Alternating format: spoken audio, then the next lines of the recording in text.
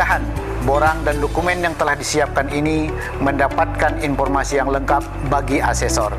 Suatu harapan kita semua, semoga reakreditasi program studi agribisnis Fakultas Pertanian Universitas Jambi mendapat nilai terbaik. Amin, amin ya rabbal alamin. Demikian sambutan ini saya sampaikan, lebih kurang mohon maaf. Wabillahi taufiq wal hidayah. Wassalamualaikum warahmatullahi wabarakatuh.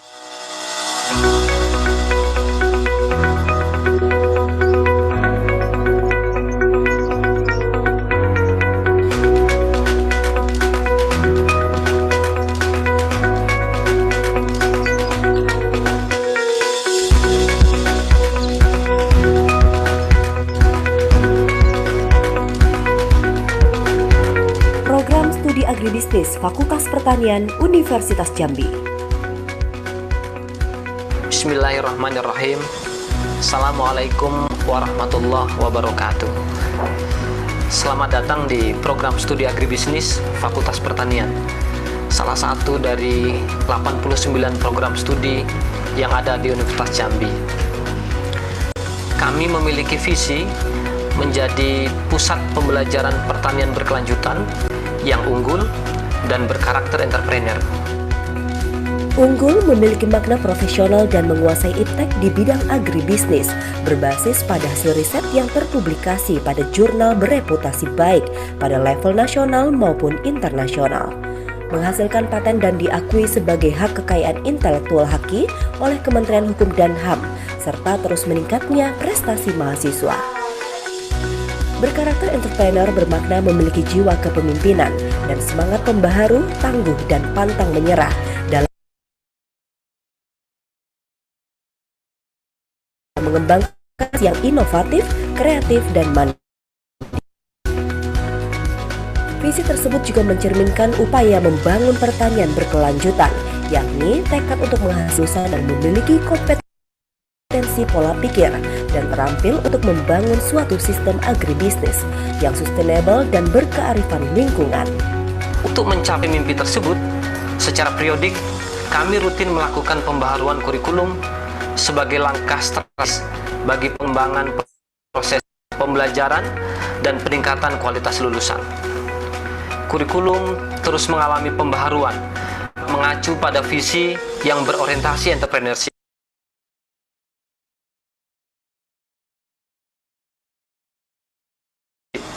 Terutama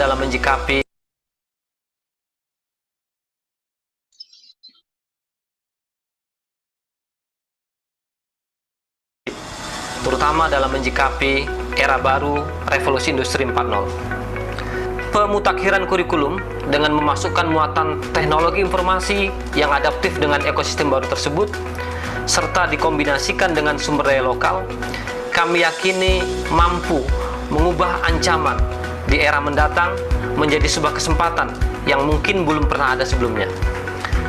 Pemutakhiran kurikulum juga diharapkan membuat lulusan kami memiliki spesialisasi ilmu dan teknologi, tetapi juga mampu berkolaborasi dengan disiplin ilmu lain, dapat bekerjasama dalam tim, dan cepat beradaptasi dengan perubahan. Dalam implementasi penyelenggaraan Tridharma perguruan tinggi, kami memiliki 38 orang dosen. 3 diantaranya adalah profesor atau guru besar, 5 orang telah berpendidikan S3 atau doktor, dan 23 orang bergelar magister, serta didukung oleh tersedianya fasilitas yang sangat memadai, baik ruang kuliah, laboratorium, perpustakaan, teaching farm, lab IT, dan sebagainya. Untuk mewujudkan visi, maka misi yang dilakukan oleh program studi agribisnis adalah mengembangkan manajemen lembaga yang mampu mewujudkan layanan prima bagi stakeholders, menyelenggarakan proses pembelajaran berbasis teknologi yang berorientasi global, menyelenggarakan, mengembangkan, dan mendiseminasikan penelitian dan pengabdian kepada masyarakat yang inovatif dan aplikatif di bidang agribisnis, menyelenggarakan pembelajaran pertanian berkelanjutan yang menghasilkan lulusan unggul, berkarakter entrepreneurship, dan mampu menjawab tantangan global, menyelenggarakan dan mengembangkan pembelajaran untuk menghasilkan lulusan yang kreatif, inovatif, dan mampu menerapkan iptek di bidang agribisnis, mengembangkan jejaring dengan alumni dan stakeholders untuk memperkuat karakter entrepreneurship lulusan. Dengan profil lulusan yang akan kami hasilkan, pertama, mencetak calon agripreneur yang kreatif, inovatif, dan produktif. Yang kedua, mencetak calon fasilitator pembangunan yang adaptif terhadap perubahan dan mampu memberdayakan masyarakat. Dan ketiga, mencetak calon konsultan agribisnis yang mampu menganalisis secara komprehensif baik dari aspek sosial, ekonomi, teknologi, dan ekologi pertanian untuk mengembangkan agribisnis yang berkelanjutan. Untuk mencapai profil lulusan, program studi agribisnis Fakultas Pertanian Universitas Jambi didukung oleh ketersediaan infrastruktur, sarana dan prasarana yang sangat memadai, sehingga proses-proses akademik, baik pembelajaran, praktikum, dan kegiatan kemahasiswaan dapat berlangsung dengan baik dan nyaman. Berbagai fasilitas tersebut antara lain, Sekretariat Program Studi terdiri dari ruang Ketua Prodi, Sekretaris Prodi, Tenaga Kependidikan, dan ruang Baca Prodi. Ruang Guru Besar dan ruang dosen.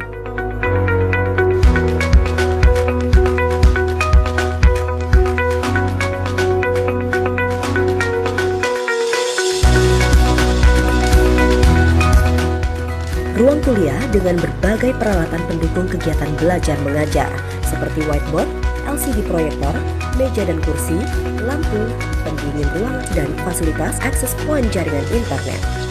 Unit jaminan mutu.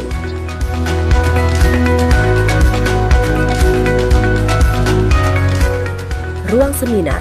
Tersedia 2 ruang seminar utama yang digunakan untuk kegiatan seminar proposal dan seminar hasil penelitian mahasiswa. Ruang ujian. Tersedia 4 ruang ujian yang digunakan untuk ujian akhir skripsi dan ujian kuliah kerja lapangan atau magang. Perpustakaan. Terdiri dari perpustakaan pusat Unja dengan menyediakan buku-buku teks, karya ilmiah, dan melayani layanan digital, termasuk layanan mengakses jurnal-jurnal berlangganan baik nasional maupun internasional. Tersedia juga ruang baca fakultas dan ruang baca prodi.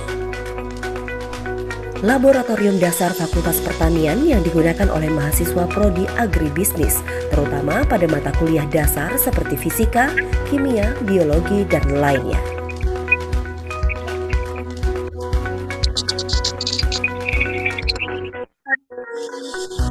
Laboratorium agribisnis dan laboratorium penyuluhan dan multimedia yang digunakan untuk menunjang praktikum mata kuliah prodi untuk mendukung pencapaian kompetensi utama program studi, baik untuk peminatan pembangunan agribisnis maupun peminatan penyuluhan dan pengembangan masyarakat agribisnis.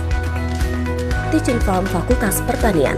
Kebun pendidikan ini digunakan untuk praktikum mahasiswa berlatih agribisnis, mulai dari on-farm atau budidaya hingga off-farm dan pemasaran. Pada salah satu sisi teaching farm tersedia fasilitas smart farming. Smart farming merupakan metode pertanian cerdas berbasis teknologi. Teknologi smart planting yang dikembangkan oleh Fakultas Pertanian memiliki beberapa produk, yaitu model basic, yaitu teknologi budidaya sayur organik dengan kemampuan menyiram dan memupuk tanaman secara otomatis, dan model profesional, yaitu teknologi budidaya dengan kemampuan tidak hanya menyiram dan memupuk secara otomatis, akan tetapi juga memiliki kemampuan otomatis untuk merekam faktor lingkungan yang berpengaruh terhadap tanaman, mengirimkan data ke cloud melalui internet, menampilkan data melalui website application web app, dan melalui aplikasi smartphone, mengawasi dan mengontrol proses budidaya tanaman melalui web app dan juga smartphone. Taman, gazebo saung, dan tasik tuntelanai danau kampus sebagai sarana rekreasi dan ruang diskusi mahasiswa. Tersedia meja dan tempat duduk yang nyaman untuk mahasiswa berdiskusi ataupun menyelesaikan tugas-tugas perkuliahan. Tempat-tempat tersebut juga dilengkapi koneksi internet Wi-Fi dengan kapasitas bandwidth yang terus ditingkatkan dan dapat diakses oleh seluruh warga kampus. Asrama mahasiswa. Asrama tempat tinggal mahasiswa ini terutama diperuntukkan bagi mahasiswa di luar Provinsi Jambi dengan kondisi yang sangat nyaman dan asri. Lembaga Pengembangan Teknologi Informasi dan Komunikasi (LPTIK) yang menyediakan layanan TIK dengan berbagai layanan sistem informasi, antara lain Sistem Informasi Akademik Siakat, Sistem Informasi Monitoring Perkuliahan, Sistem Elektronik Terintegrasi Tugas Akhir Mahasiswa ELISTA, Sistem Informasi Penelitian dan Pengabdian kepada Masyarakat SIM LPPM, Sistem Informasi Kepegawaian SIMPAK, dan lain-lain. LPTIK juga memfasilitasi akses internet yang memadai bagi seluruh mahasiswa. Fasilitas tersebut terdiri atas 2 kategori, yaitu komputer dengan spesifikasi tinggi dan akses internet di laboratorium komputer, dan fasilitas access point Wi-Fi hotspot pada beberapa lokasi strategis yang dapat diakses setiap saat melalui smartphone dan notebook mahasiswa di seluruh lingkungan kampus Universitas Jambi. Lembaga Penelitian dan Pengabdian kepada Masyarakat (LPPM Unja). Student Center merupakan sekretariat organisasi kemahasiswaan di tingkat Fakultas Pertanian, seperti BEM dan MISETA. Tempat ibadah, tersedia ruang ibadah yakni Masjid Jami As-Salam Unja dan Musola Fakultas Pertanian. Area parkir untuk kendaraan roda 2 maupun roda 4 yang nyaman dan representatif. Selain proses akademik rutin seperti kuliah, praktikum, KKN, magang, penelitian, dan pengabdian, Prodi Agribisnis juga memfasilitasi kegiatan lain yang dapat diakses oleh seluruh warga kampus, antara lain kuliah umum dengan mengundang dosen tamu atau praktisi dari institusi lain yang dilakukan rutin setiap awal tahun. Agribisnis Discussion Forum merupakan forum diskusi bagi dosen dan mahasiswa yang dilakukan rutin setiap bulan dengan mengundang praktisi dan narasumber yang berkompeten sesuai isu-isu terkini pembangunan pertanian. Field trip praktik kunjungan lapangan mahasiswa dilakukan rutin setiap tahun. Di antaranya pada tahun 2018 dilakukan di pemerintah Jawa Barat dan Universitas Pajajaran, dan pada tahun 2019 dilakukan di Universitas Gadjah Mada, dan pada awal tahun 2020 dilakukan di UNS Solo. Dengan sumber daya yang dimiliki, dukungan fasilitas yang memadai dan beragam kegiatan yang dilakukan, program studi agribisnis Fakultas Pertanian Universitas Jambi mampu menorehkan beragam prestasi antara lain jumlah publikasi ilmiah yang terus meningkat di bidang agribisnis, menghasilkan paten hak kekayaan intelektual HAKI dari Kementerian Hukum dan HAM RI sebanyak 6 buah, dan mahasiswa Prodi Agribisnis juga berhasil meraih prestasi akademik sebanyak 117 kegiatan pada event di tingkat nasional dan 12 kegiatan di event internasional. Untuk mendukung publikasi karya ilmiah tersebut, saat ini program studi agribisnis telah memiliki 2 buah jurnal ilmiah nasional, yaitu Jurnal Sosioekonomika Bisnis JISEP dan Jurnal Agriculture and Local Wisdom JELO. Satu di antaranya telah terakreditasi nasional SINTA, yakni Jurnal Sosioekonomika Bisnis JISEP.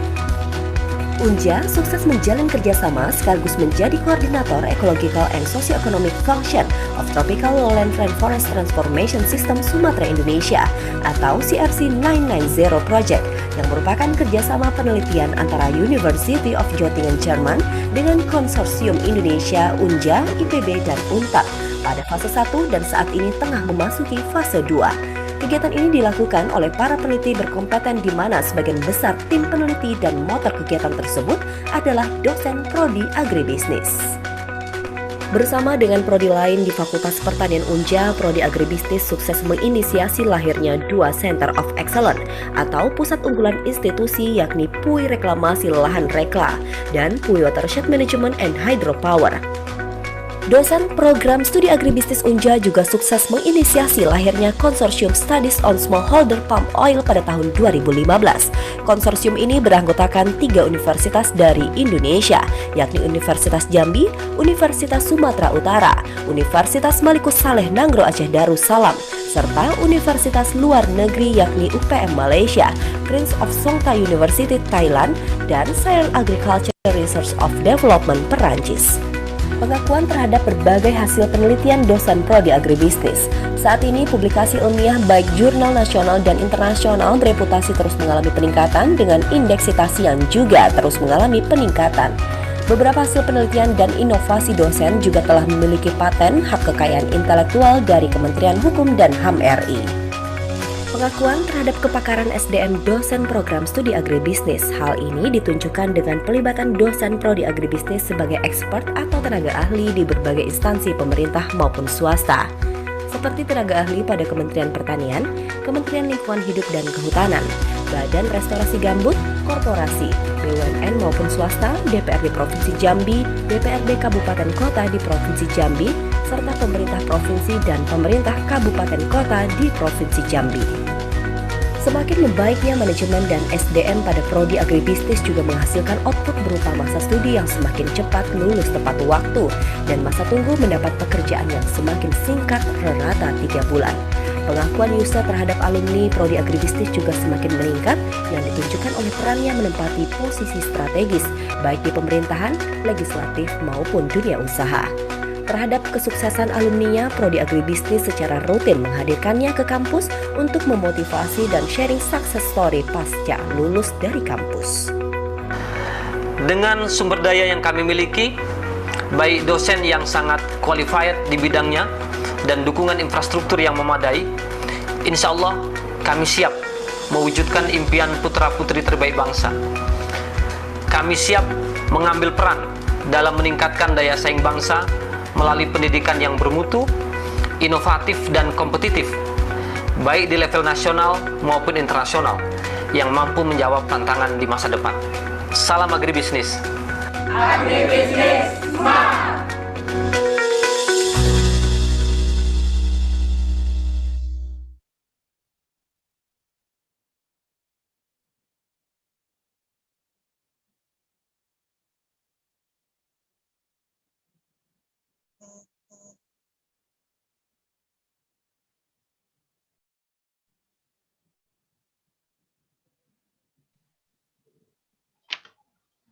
Good morning, everyone. I hope everyone is in a great condition right now. Thank you for joining our webinar today. Our webinar is about landscape transformation and oil palm smallholding sustainability. This is an annual agenda for CSSPO. And this year, University of Jambi is being the host. Before we get started, there's an old Indonesian proverb saying, "Tak kenal maka tak sayang." Or in English, you can say, if you don't know, then you don't love. So, let me introduce you about myself. My name is Cynthia Klintasinuraya, and I am your MC for today. I'm currently studying at University of Jambi, and I'm on my 5th semester right now. So, before we dive into the materials, let me tell you a little bit about CSSPO. So, CSSPO, which stands for Consortium Studies on Smallholder Palm Oil, was formed in 2015 with 3 universities from Indonesia as a member, which are University of North Sumatra, University of Jambi, and Maluku Saleh University, and 2 universities from Malaysia and Thailand, which are University Putra Malaysia and Prince of Songkla University. Now, the leader of CSSPO is Ma'am Diana Khalil, PhD. I guess right now Professor Zul is already in our room. Professor Zul? Okay, right. I think we can start our... Okay. Okay, then. Now let's hear from the leader of CSSPO University of Jambi, Professor Dr. Zulkifli Alamsyah, Master of Science, about our webinar remarks. The stage is yours, Professor. Okay, thank you.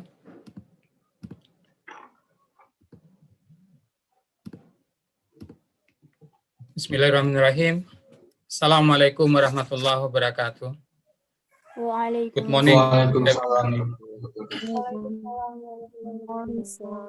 The Honorable Rector of Universitas Jambi, Professor Sutrisno, PhD, the Honorable Chairman of CSSPO Management Board, who is also Vice Rector for Research, Community Service, and Cooperation of Universitas Sumatera Utara Medan, Professor Mahyudin Nasution, the Honorable Vice Rector of all University of CSSPO members, the Honorable, our distinguished speakers, ladies and gentlemen. First of all, I would like to express my deep gratitude to the Rector of Universitas Jambi and the Chairman of the CSSPO Management Board, who has agreed to attend and will give a speech at today's seminars. I also express my gratitude to the Vice Rectors of all University of CSSPO member who have provided support for this seminar. And my deep gratitude also and high appreciation to the speakers who took the time to share the knowledge and at the seminar that we had virtually today. My gratitude also goes to colleges, stakeholders, and students who have joined this seminar, who come from various regions in Indonesia and from universities in Indonesia and from several other countries.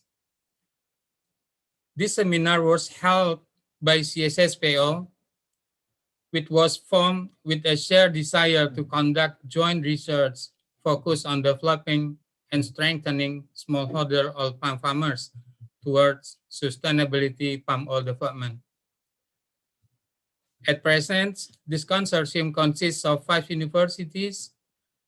They are Universitas Sumatera Utara Medan, Indonesia, and then Universitas Jambi, Indonesia, Universitas Malikus Saleh, Lok Sumawe, Aceh, Indonesia, and University Putra Malaysia, and University Prince Songkla University of Thailand. At yesterday annual meeting on November 16, 2020, we received additional energy from 3 more universities that will join us, namely from UNAN, Universitas Andalas Padang, Indonesia, Universitas Lampung, Indonesia, and Universitas Mula Warman, also in Indonesia. And we invite other parties with a submission to join us to further strengthen the existence of CSSPO in contributing to the development and strengthening of smallholder oil palm farmers towards sustainable palm oil.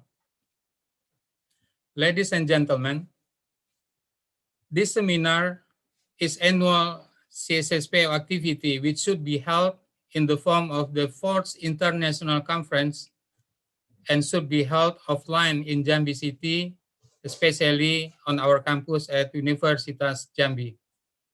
However, in the current COVID-19 pandemic situation, we are forced to do it virtually.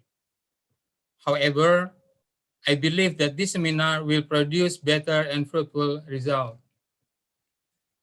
The theme we raise at today's seminar is landscape transformation and oil palm smallholding sustainability. We are very happy with the willingness of our 4 speakers who have been willing to join in on their very busy schedule. The first speaker is Dr. Janice Serhueli from Nanyang Technological University of Singapore, who will discuss about oil palm plantation development and landscape transformation. The second speaker is Professor Muhammad Asfah. He is from University of Agriculture, Faisalabad, Pakistan, who will present Pakistan consumers' perception of Indonesia palm oil sustainability. The third speaker is coordinator of CSSPO, Dr. Diana Khalil, who will raise the topic of sustainable palm oil and landscape management in Indonesia. And the fourth speaker will present very interesting facts on the topic of European perception of palm oil and sustainable production in smallholder system will be presented by Professor Dr. Martin Kaim from University of Göttingen. Before our seminar officially starts, I asked the Chief of CSSPO Management Board, Professor Mahyudin Nasution, to deliver a welcome speech, and to Director of Jambi Universitas Jambi to officially open this seminar. Furthermore, the seminar activities will be led by Professor Dompak Napitupulu as the moderator of the seminar. Last but not least, my gratitude goes also to all the CSSPO team for the good cooperation, especially to Dr. Diana and Ria at USU Medan, to Dr. Shafiq at UPM Malaysia, to Professor Tirapol and Professor Sutonya at Prince Songkla University, Thailand, to Dr. Julie Mursida and Dr. Mawardati at Unimal Universitas Malikus Saleh, and also, of course, to Dr. Mira, Dr. Erna, and Gina with her team at Unja Universitas Jambi. That is all the webinar remark that I can convey this morning. Have a good and fruitful seminar. Stay safe and keep healthy. Thank you. Assalamualaikum warahmatullahi wabarakatuh. Waalaikumsalam warahmatullahi wabarakatuh.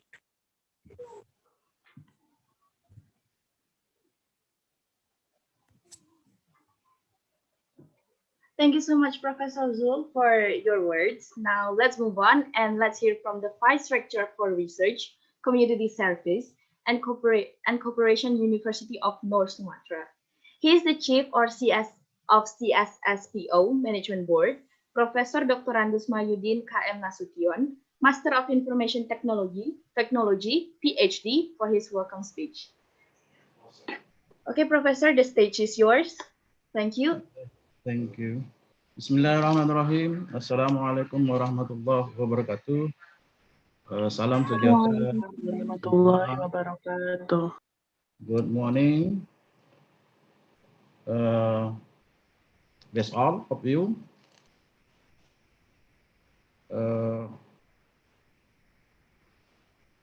Excellency Rector of Universitas Jambi, Professor Dr.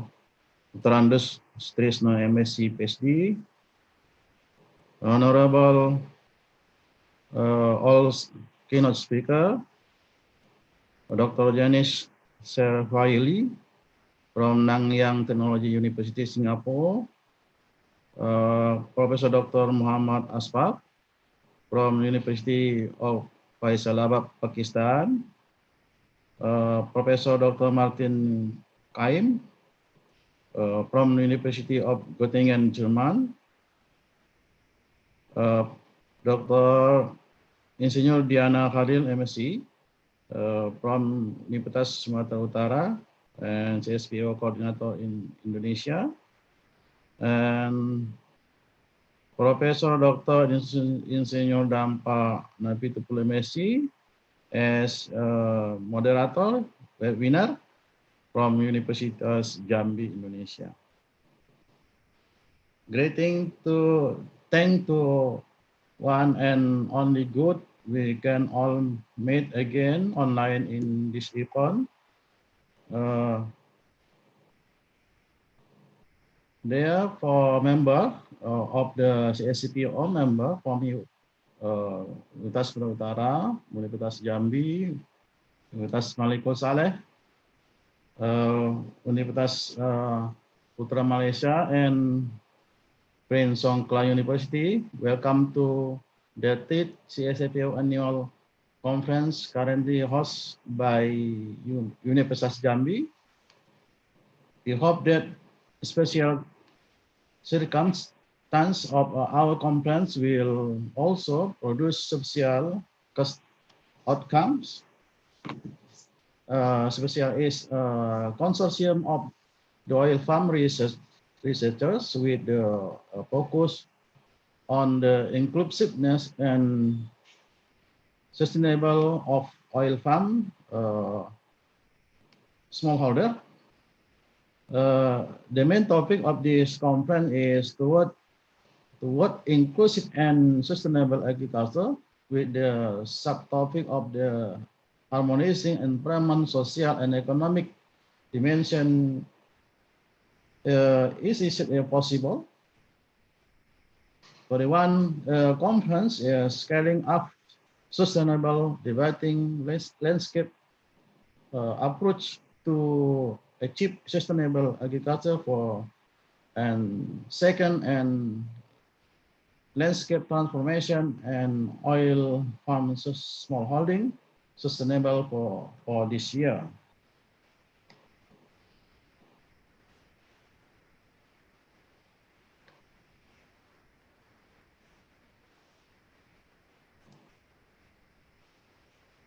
Sorry. Landscape is an issue that is often associated with the palm oil, especially due to the dramatic increase in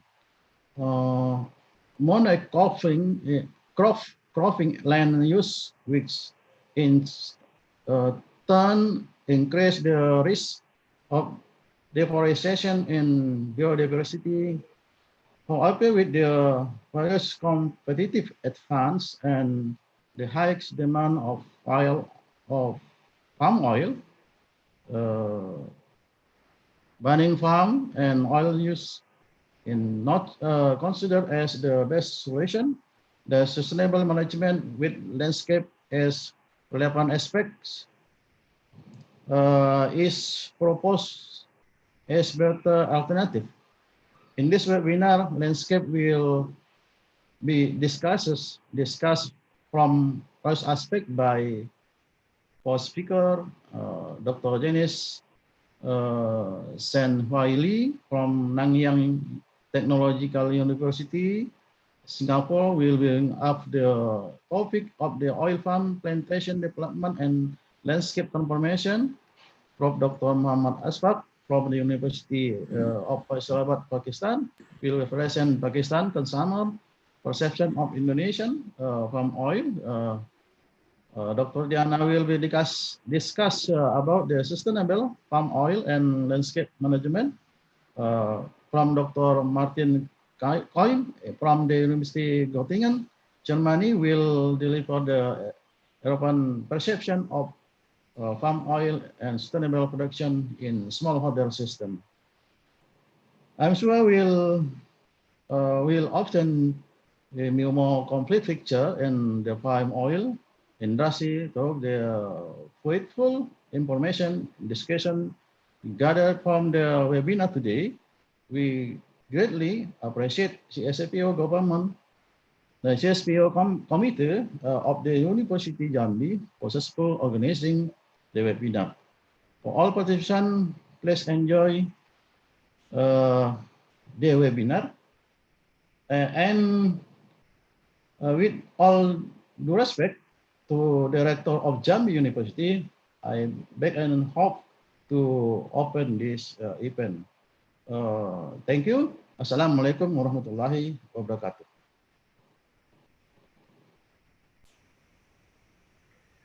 Thank you so much, Professor Wayudin, for your words. Now, let's watch a video about 5 years of CSSPO.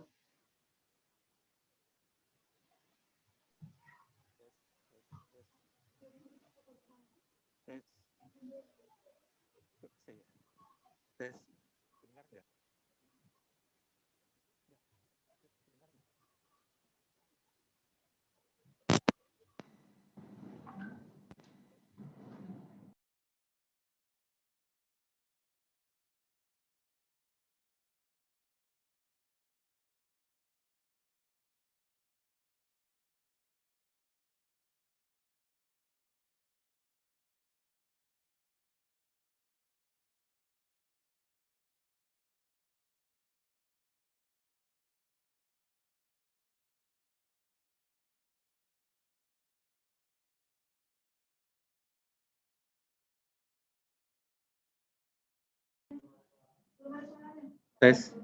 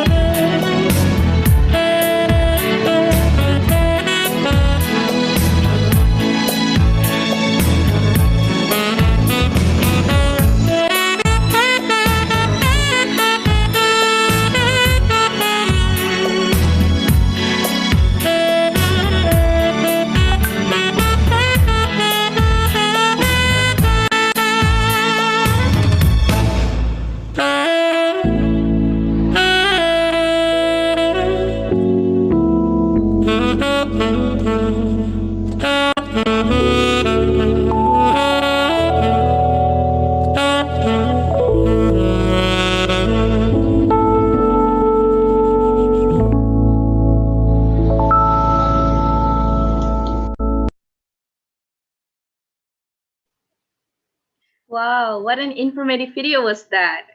Now, before we continue, how about we do a little bit photo session first? Now, please turn on all of your camera and put on your best smile. And don't forget to close. Please, everyone, turn on your camera right now so we can do a little photo session.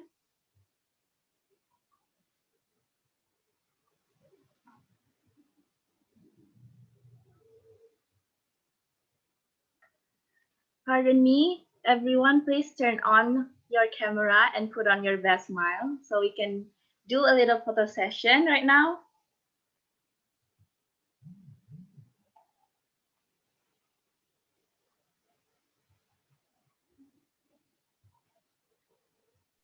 I'm still waiting for everyone to turn on their camera on right now. Okay. I think mostly everyone already turned on their camera on right now.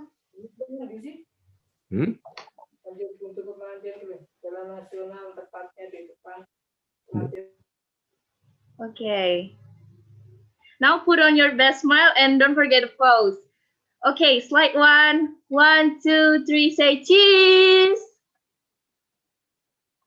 Slide 2. 1, 2, 3, say cheese.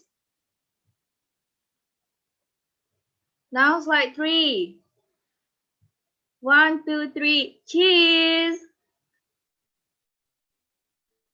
Slide 4. 1, 2, 3, cheese. Come on, put on your best smile right now and pose. Slide 5. 1, 2, 3, say cheese. Slide 6. 1, 2, 3, say cheese.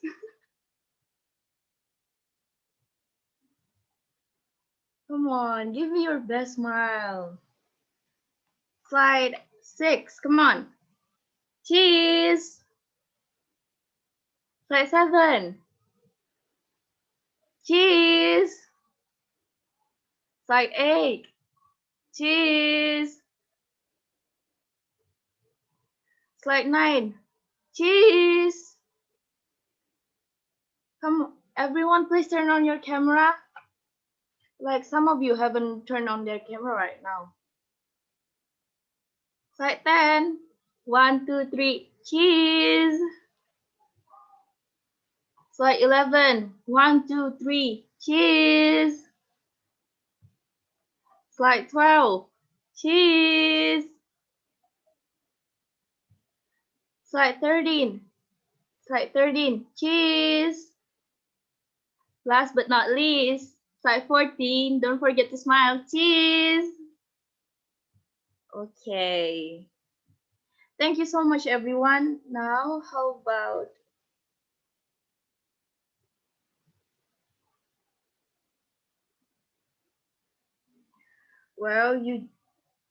I can see all of your beautiful smile right now. Thank you so much, everyone.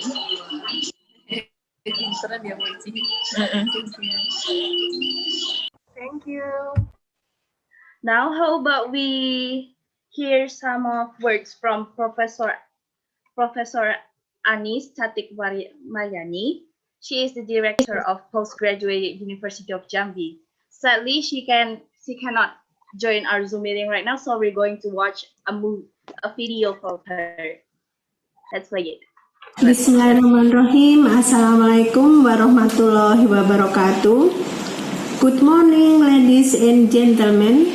The Honorable Rector of Universitas Jambi, Professor Dr. Andes Haji Sutrisno, MSc, BSc, the Honorable Vice Rectors for Academic, Administration and Finance students and Alumni Affairs and Planning Corporation and Information System, the Honorable invited speakers for this international webinar, ladies and gentlemen, on behalf of the committee, I would like to welcome all participants of webinar International Consortium Studies on Smallholder Palm Oil, Universitas Jambi. Ladies and gentlemen, it is great time to me to speak to you to officially welcome all the participants on this webinar. I would also like to welcome and thanks to all speakers. Hope we could extend our collaboration in the near future. Finally, I would like to thanks to the committee of this webinar for their hard work to make this event possible.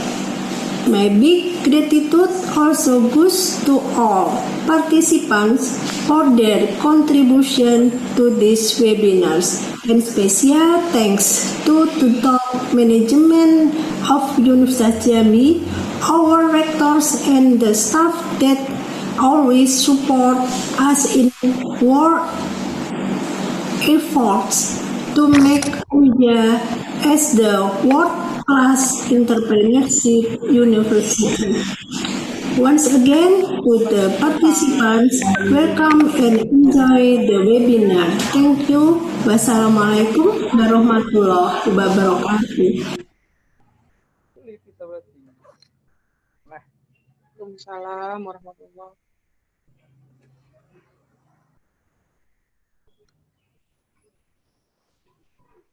Okay, I just got informed that Professor Asfaq from Pakistan is already entered our webinar. Hello, Professor Asfaq. Thank you for joining our webinar right now. Thank you How very are you much. today? Alhamdulillah, I'm very much fine. Good morning and assalamu alaikum to everyone. Waalaikumsalam, Professor. Waalaikumsalam, Prof. Asfaq.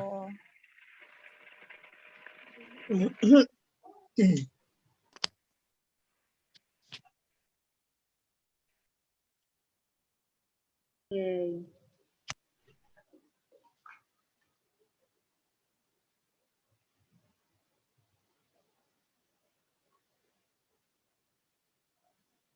Okay, before we get into a little bit more, I'm going to tell you a little bit about CSSPO right now.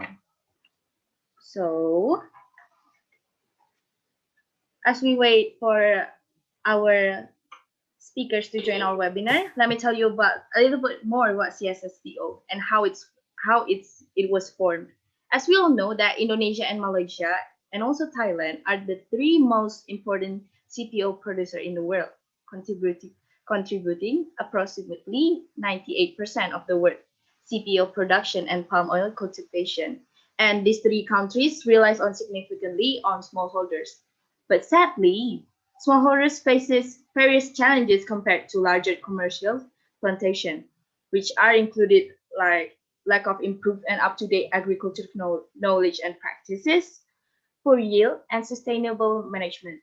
To address this problem, smallholders need support from all related parties, which is they get a consideration, and CSSPO was formed. Okay, that's a little story about CSSPO. Now, how about I introduce you to our moderator right now? And without any further ado, our moderator for today is Professor Dr. Insinyur Dompak Nafitupulu, Master of Science, and I'm going to read his curriculum vitae first. Okay, name, Professor Dompak Insinyur Professor Dr. Insinyur Dompak, MT Nafitupulu, Master of Science. Place of birth, Porsea. Date of birth, 27th April 1959. He is a professor at University of Jambi. He teaches Introduction to Economics, Macroeconomics, Agricultural Production Economics, and International Trade. Now, let's see his educational history. First, elementary school at Porsea from 1966 to 1971. Second, junior high school at Porsea from 1972 to 1974. Third, high school at Malang from 1975 to 1977. Fourth, He got his bachelor degree at Brawijaya University from 1979 to 1983. Fifth, he graduated from University of Kentucky from 1987 to 1989 and got his master's degree. And last but not least, sixth, he attended a graduate school for doctor program at Brawijaya University from 2000 to 2004. And now, let me excuse myself and Prof. Dompak. The stage is yours.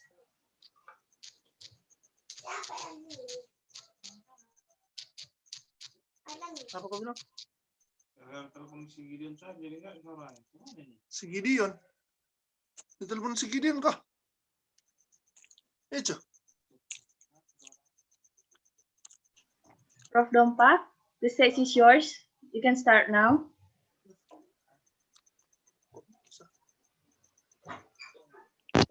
Hear me?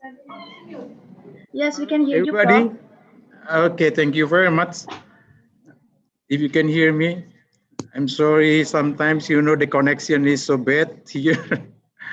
Thank you. Thanks, our great host, dear Cynthia Cleanta Sinuraya. You already lead our meeting nicely this morning. Yeah, hope you can soon finish your study in Jambi University. Everybody, ladies and gentlemen, the Honorable, our Rector University Jambi, or his representative, Professor Tatik Mariani. She's a director of University Jambi graduate students. The Honorable Vice Rector for Research, Community Service and Cooperative Universitas Sumatera Utara, Professor Dr. Andus Mahyudin KM Nasution, MIT, PhD, and everybody, the most we are proud of, coordinator of CSSPO, Engineer Diana Khalil, MSc, PhD. Good morning, Bu. The Honorable and our respected speakers, Dr. Janice Serhuaili from Nanyang Technology University, Singapore, Professor Dr. Muhammad Asfaq from University of Faisalabad, Pakistan, Professor Dr. Metin Kaim from University of Göttingen, Germany, and Dr. Diana Kerl from Universitas Sumatera Utara. And all of us webinars attendants this morning. Good morning. Selamat pagi. Best wishes to all of us. Salam sejahtera untuk kita semua. Hope we all are in our best conditions. Amen. Ya udah buang lah itu. Maksudnya siapa yang buang itu? Coba buang. All right. Our today's seminar topics is landscape transformations and oil palm smallholdings sustainability. Of course, this topic is of course very meaningful for us in Indonesia as the world's largest producer of palm oil, and of course also to various countries in the world that need palm oil as a food and raw material for their industry. To open our discourse today, here we have four very famous scientists who are doing a lot of research in palm oil. First of all,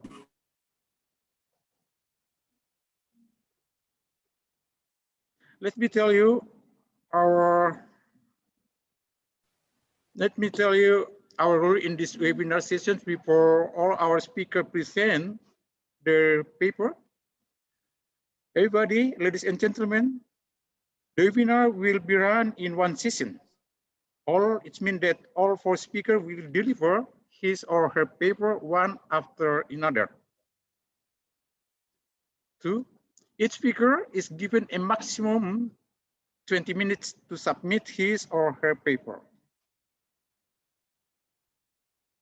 Attendance, there are no interruptions while the speaker delivers his paper, or that we are kindly ask you to mute the microphone on your gadgets, please. Or Question and answer will be open after all presenter has submitted their paper. Questions may be asked either verbally during the Q&A sessions after the presenter present their paper, or everybody, you can write it via the chat media or Zoom meeting application. Everybody? All right, not to consume more time, I think let us move on and go to the first sessions. And the first chance we give to Dr. Janice Sefaili from Nanyang University. Dr. Lee is an assistant professor at Asian School at the Environment Nanyang Technology University. Some of her current selected people are an empirical evaluation of the underlying social cause Indonesian fires. Second one is future impact of tropical cyclones, rice agriculture. The third one is identifying and mitigating deforestation risk in agriculture community supply chains, mapping food trade in Asia to improve food security under climate change.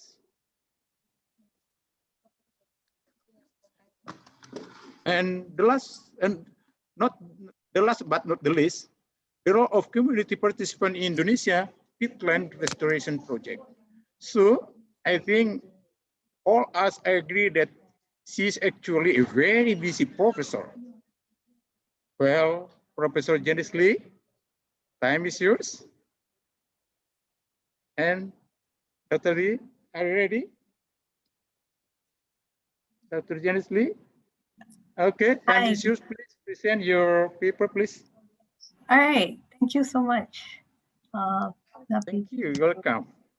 I will now share, and I don't know if I am correct. Can you see my screen?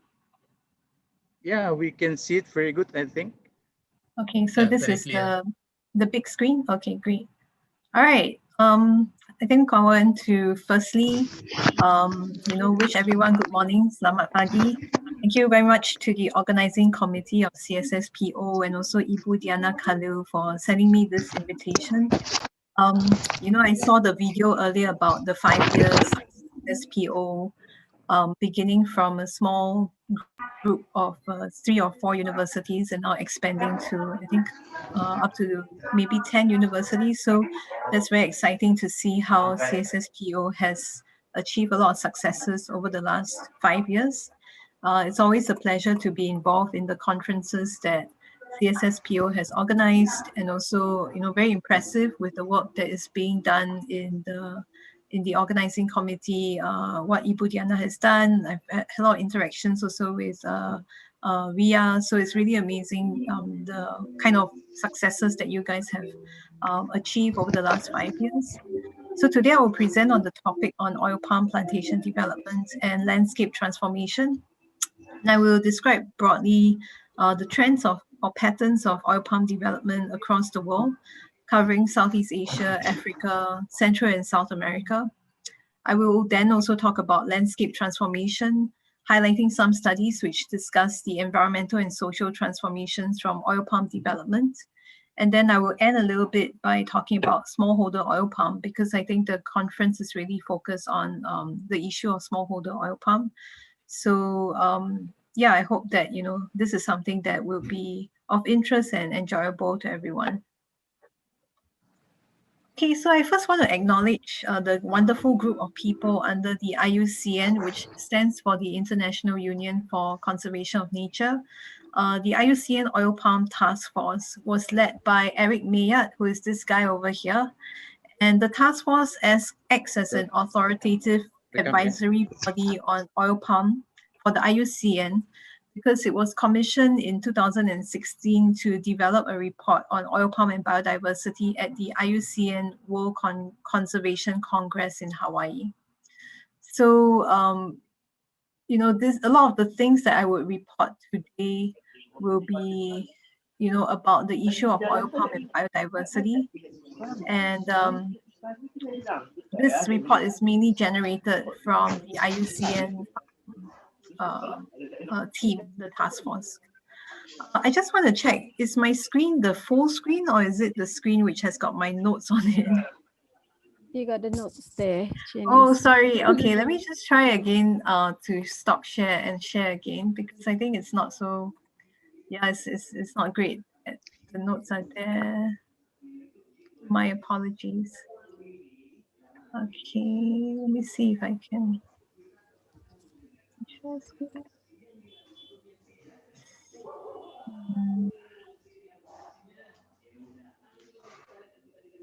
Okay, this screen one, screen two.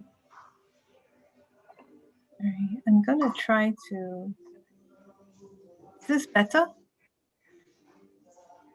Okay, all right. Thank you so Yeah, much. that's Yeah, better. sorry Full about slide. the sorry about the notes and like yeah, the misstep. Okay, so I hope that I think all of you are very aware about the issue of palm oil. Probably could skip this slide. But this is just a nice infographic to show you how the oil palm tree is very productive. It grows in the tropics. It's been used for many thousands of years by people for food and also for especially for the oil. Palm oil is a very land use efficient crop. So compared to rapeseed, sunflower, and soy, it produces almost 4 times the amount of oil. It's also important economic activity for countries in the tropics. And Indonesia and Malaysia produce about 85% of global palm oil. It's an important crop for many of these tropical countries. This table basically shows the statistics of the contribution of the palm oil exports to each country's gross domestic production. And you can see that Indonesia, Malaysia, Papua New Guinea, Honduras, these have got quite a high percentage of contribution in terms of palm oil exports to individual countries' GDP. So these figures might be different now because the figures here are quoted for 2016. And the yields are very different across countries. So these are average yields from the Food Agriculture Organization taken from 2013. So again, the values might change now because we are already 7 years ahead of 2013. And, you can see that most of the countries at the top of the rankings are from Southeast Asia, having higher yields compared to places in South Central America and also in Africa. The models of oil palm plantation development are very different, as oil palm moves from one country to another. So models of oil palm plantation development really varies across the world. What we define as industrial or smallholder oil palm plantations are very different from one country to another. Sorry, my light switched off. Okay. So you have, like, for example, Indonesia, where industrial plantations, have a minimum extent of 6,000. You need a mill to be there, but it can be as big as 20,000. Malaysia is quite different. It can range from 40 to 100,000. Papua New Guinea is about 5,000 to about 23,000 hectares. And then in places where, oil palm industry is less developed, then the scale of the industrial plantations are much smaller compared to places like in Asia. Smallholder plantations are also different types of models from one country to another. So, you have different legal definitions of what smallholders are in these countries like Indonesia and Malaysia. And then in places like in Africa, these smallholder oil palm plantations can sometimes not resemble like a plantation. It's quite like an agroforestry system. And then these land holdings are also quite different in South and Latin America, where these countries are perhaps much bigger. So what is considered as a smallholder might not be just a 2 or 5 hectares, but can be as big as 50 hectares.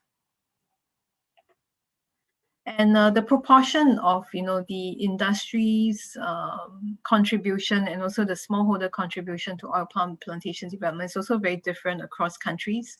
So in general, 40% of the planted area comes from Malaysia, comes from smallholders in Malaysia and also in Indonesia. But if we look at other countries, the smallholder sector actually plays a much bigger role in the oil palm industry in countries like Colombia, Cameroon, Thailand, Ghana, and Nigeria. So how we think about smallholder contribution to oil palm industries really varies from one country to another. So what are the extents of oil palm, in these regions, right? So you have, for example, industrial oil palm plantations that are mapped out across the world. You also have smallholder oil palm plantations that are mapped out across the world. So this is work that is recently being produced by Descales et al. And I put the link here if you're interested to have a look. So this is not published work, it's a preprint. So I've seen it, and this is something that is still undergoing review. But if you're interested to have a look, this is some preliminary results that they've shown. So looking at closed canopy oil palm, which is oil palm that is mature, when the canopy is already formed at around 8 years old. This study basically looks into identifying, okay, where are the areas where you have industrial and also smallholder oil palm. And the estimates of, the extent of oil palm has been shown to be higher in Indonesia, because a lot of the reporting of the plantations to FAO does not include smallholder or informal oil palm plantations. So what they've shown is that they've mapped out higher density or extent of oil palm plantations especially in Southeast Asia. They seem to underreport the amount of oil palm plantations in Africa. So with improvements in remote sensing technologies, you will be able to have more and more creation of these maps, and also better understanding of the patterns, the trends of this oil palm plantation development that's happening across the tropical belt from Asia to Africa, and also the South Americas. So with the landscape changing over time, as you have more of these big plantations like industrial oil palm plantations, or you have smallholder oil palm plantations, you also have transformations to, the human, the non-human, the physical environments that you see in these areas. So I will go over some of these effects in terms of landscape changes. I'm sure this is also familiar to all of you. And I will again draw from the IUCN report that I showed earlier, as well as some of the new studies that have been published over the years. So one important aspect about, the issue of oil palm expansion that has garnered a lot of international attention is the issue of habitat loss and deforestation. And in the IUCN report, there was a review of studies that looked into to what extent was oil palm contributing to overall deforestation, which is the figure that you see on your left, which is different from, the percentage of oil palm expansion that has cleared forests. So the statistics that are being presented in the studies are sometimes a bit confusing. It's not directly comparable. So what this IUCN task force report had done is to separate the studies before that looked into contribution of oil palm to overall deforestation. So for example, if a country like Malaysia reports, X amount of deforestation, what is the percentage contribution of that deforestation from oil palm? Because some of that deforestation might not come from oil palm. It might come from rubber, or might come from fires, or might come from other kinds of crops. And in contrast, when we talk about percentage of oil palm expansion that cleared forests, we're talking about X amount of oil palm plantations are present. How much of the X amount of oil palm plantations came from forests, right? So these are two very different statistics. One is looking at the national scale, right, and looking at the contribution of oil palm to deforestation. Another one is looking at, of all the oil palm that is grown in that country, how much percentage of that oil palm comes from forests, right? So these are two different statistics, and so need to be represented differently. So when we look at the study, studies that have been published from 1970s, I think up to now, there was a big literature review that went into these figures. What the IUCN Task Force report showed that of the percentage deforestation that Malaysia, for example, encounters, it's an average of about 50% of the deforestation that comes from oil palm, right? The standard deviation is represented by the bar charts here. So there are, variation in terms of the mean value of this deforestation. For Indonesia, the average is around close to 20%, There's a very wide variation, right? So maybe in some locations of Indonesia, the contribution of oil palm can be as high as about close to 40%. In some cases, it's not very high. This term Southeast Asia excludes Malaysia and Indonesia, so it includes countries like Thailand, Papua New Guinea, and again, it shows a lower contribution of deforestation to oil palm. And then in other parts of the world, the overall contribution to deforestation isn't exactly from oil palm, it's coming from other crops, but there's a very small percentage contribution from oil palm. Right, if you look at the other figure and we think about the extent of oil palm and how much of the oil palm that expanded came from forest cover, right? So this basically shows you that in a country like Malaysia, the study shows that close to about 70% of the oil palm that is planted in Malaysia comes from forest cover, right? And then again, you have a very wide variation. For Peru, that percentage is close to 50%, between 40 to 50%. Again, you have a very wide variation.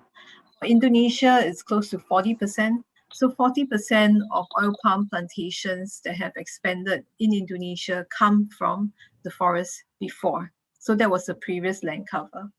And then you have lower percentages for all the rest of the regions, like in West Africa, Central America, South America. So this is one direct way in which you have landscape transformation, you have clearance of forests, and then you have a good review of what exactly is the role of oil palm to deforestation, because you hear a lot of different reports here and there, and I think this review tries to bring the different studies together to give a concrete summary. One case study which was being highlighted by the review is the island of Borneo, which includes the Indonesian side that is Kalimantan, it includes the Malaysian side that is Sarawak and Sabah, and it also includes Brunei, right? But Brunei, has got very little oil palm. Really, the states of Sabah and Sarawak and also Kalimantan is where a lot of oil palm is being expanded into. So expanding areas of industrial oil palm plantations are being represented here in 6 different time periods, from 1973 to 1990, 1990 to 1995, and then in 5-year periods up to 2015. So figure A represents Indonesian Borneo, which is the site of Kalimantan. Figure B represents Malaysian Borneo, which is Sarawak and also Sabah. So what these bar charts tell you is that you have different colors, right, represented in the bar charts. The green color represents intact forests, which occurred before oil palm was planted in these areas. Yellow bar represents logged forest, so it's still forest, but then it's been selectively logged or partially logged by the industry. And then you have scrubby areas, and then you have non-forest and non-forest since 1973. So it's very important to decipher, when we talk about oil palm that is expanding in Kalimantan or in the Malaysian side of Borneo, like Sabah and Sarawak, to understand, what exactly was the land cover just before oil palm was being planted. And this study shows very concretely using remote sensing studies. So this is by David W. in Scientific Reports, which shows a very long-term trend of the land cover change in these 2 regions. And it shows, in terms of temporal, different time periods, how this land cover has changed over time towards oil palm. So for example, before 2000, you can see that in Indonesia, the expansion is smaller, but then after 2000, the expansion is much higher, right? And then you can also see that the amount of forests, so both intact and also logged forests, are quite high. Before 2000, it was quite low from 2000 to 2005, and then it started to increase again after 2005. You also do see that a greater extent after 2005 also came from places which didn't have forest cover. So places which are much more scrubbier, or places which basically were not forests. Maybe it came from a different agricultural crop. So, it's important to understand the nuance, also understand like the differences in these trends of land cover change. On Malaysian side of Borneo, so we're talking about Sabah and Sarawak, we can see that actually consistently from 1973 to 2015, there's very little non-forest cover that goes into oil palm. A lot of the forest cover is actually converted into oil palm. So, there is definitely a direct impact on, the animals and the plants that are in these habitats of forest cover. And, it also shows that, if we want to achieve zero deforestation goals from the oil palm industry, understanding what are the trends in land cover change is very important. So apart from forest cover, I also just want to highlight, it's also important to consider the soil over which oil palm expands over. So peat soil is high in organic carbon, and when converted to oil palm, it releases a lot of greenhouse gases in the emissions through oxidation and also fires. So it's also important to note that, if we look at the oil palm expansion in, or the oil palm statistics for 2010, what has been mapped here are the red areas, which represent oil palm plantations, and the gray areas represent peatlands. So you do have quite an amount, depending on which province you are. For example, Riau has got more oil palm that's located on peatland, same as North Sumatra. Jambi is increasing. South Sumatra also has some oil palm plantations over the peatlands, but you also see other kinds of crops like the pulp and paper industry, which is the acacia plantations that are also over the peatlands. In Sarawak, you see lots of oil palm that is also around planted over peatlands. So understanding also not just the above ground land cover that is changing, but also below ground, what's happening to the soil and what's happening to the peatlands in this region. When we look at the biodiversity impacts of converting primary forests into oil palm plantations, we see, mostly a decline in the species richness of many different taxa, which represent like small mammals, primates, insects, birds, and then you also see a decline in the total abundance, right? So most of the taxa are declining in species richness and also in abundance. You do see some exceptions. So for example, bees are increasing in terms of the species richness, but they are decreasing in terms of the abundance. So why is it that there are these like differing effects? Why is it that you have some species increasing and decreasing? It's still being studied right now. But the general trend is that, the biodiversity impacts of converting a rainforest to oil palm is very dire. It's very problematic because you have a decline in both the richness and also the abundance. And if we look at ecosystem functions, which is the kind of services that are being provided, again, oil palm plantations as compared to secondary forests or as compared to primary rainforests shows a negative net effect in the ecosystem functions. So net effects means that, the majority trends or the majority effect or the most dominant effect is negative. Of course, oil palm plantations will give you raw materials and food because that's the production, right? But if we look at things like soil erosion or mitigation of extreme events, water regulation and supply, as compared to primary and also secondary forests, the ecosystem functions are negative, right? So this basically the question, right, about what do we do in terms of land use and also trade-offs of ecosystem services. Because if we are looking at a natural ecosystem like a primary forest or secondary forest, obviously you have a lot of other kinds of ecosystem services which are being supported by the habitat type. You have very low crop production, which is because you're preserving it for nature, right, and you're preserving it for conservation. But if you convert it into an intensive cropland, then the ecosystem service that you have the most is in terms of crop production and the least in terms of all the other kinds of services.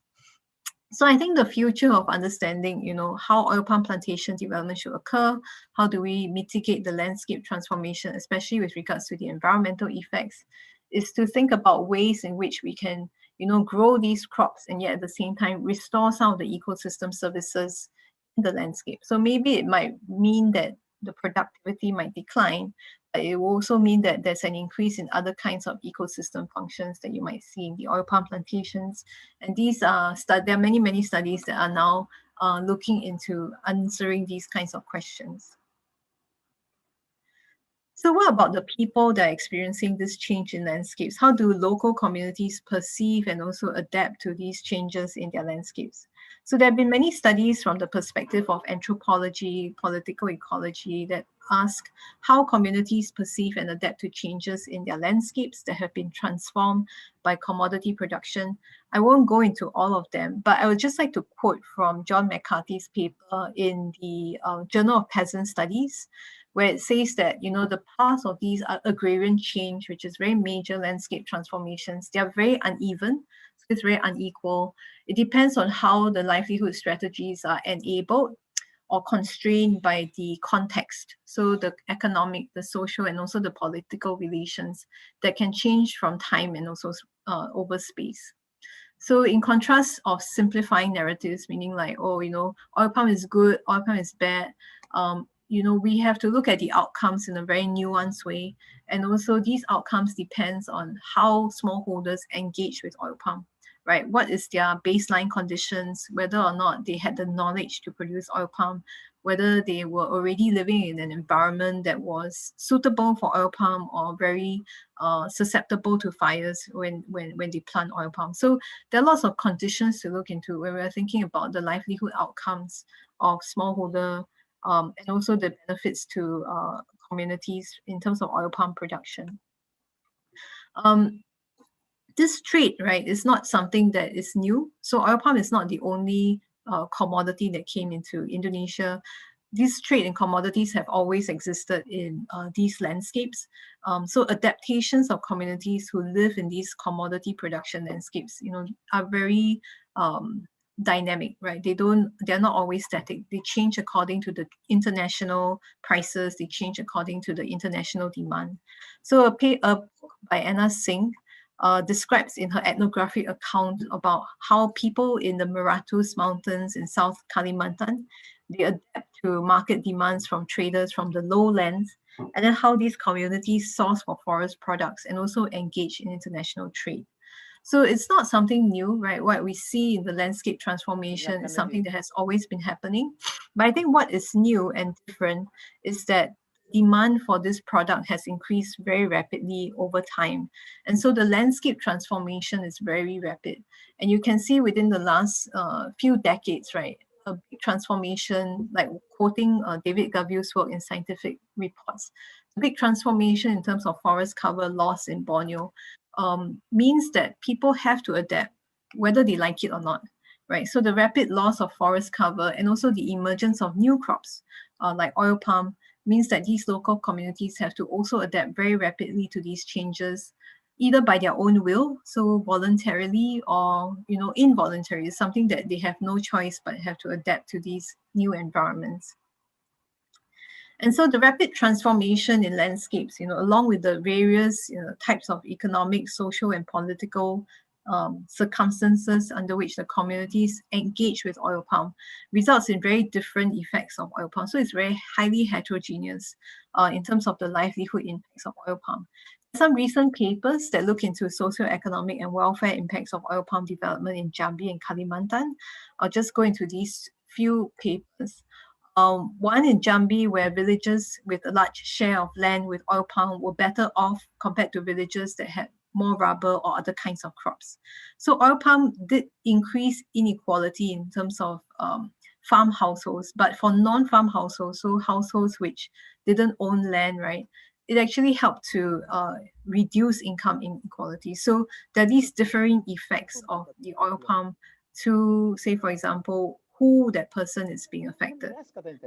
Oil palm adoption also improves household living standards and also nutrition based on these studies that are done by, I think, the group in Göttingen University in Jambi. In Kalimantan, there was a study that looked into how villages which started off with the baseline conditions of market, they were already market-based villages, meaning that they had already, the dominant economic activity in the village was about trading or was about off-farm labor. And, you know, how these villages benefited more when oil palm development occurred in these areas as compared to villages that had a less dominant economy, less dominant market-based economy. So they were more subsistence-oriented villages. So these, as well as many other studies, they show how, the livelihood outcomes in palm oil landscapes, they very much differ based on the time frame that we're looking at, the starting conditions of the communities, and also the type of communities that we're talking about. So, moving forward, identifying who these people are, who the smallholders, who the local actors are, is I think an interesting challenge ahead of us. There's great variation in the type of presentations and the models. I think that we're our looking time's at. almost up. Oh, okay, sorry. I will just wrap up. Sorry for overshooting the time. I wouldn't go into the next few slides, just talking about the typologies of smallholders. Janice, excuse me. Yeah. Our time almost up. Okay, I will just wrap up with the last few slides. Okay, thank you. Sorry about that. Sorry. That's okay. Yeah, it's very hard to communicate online.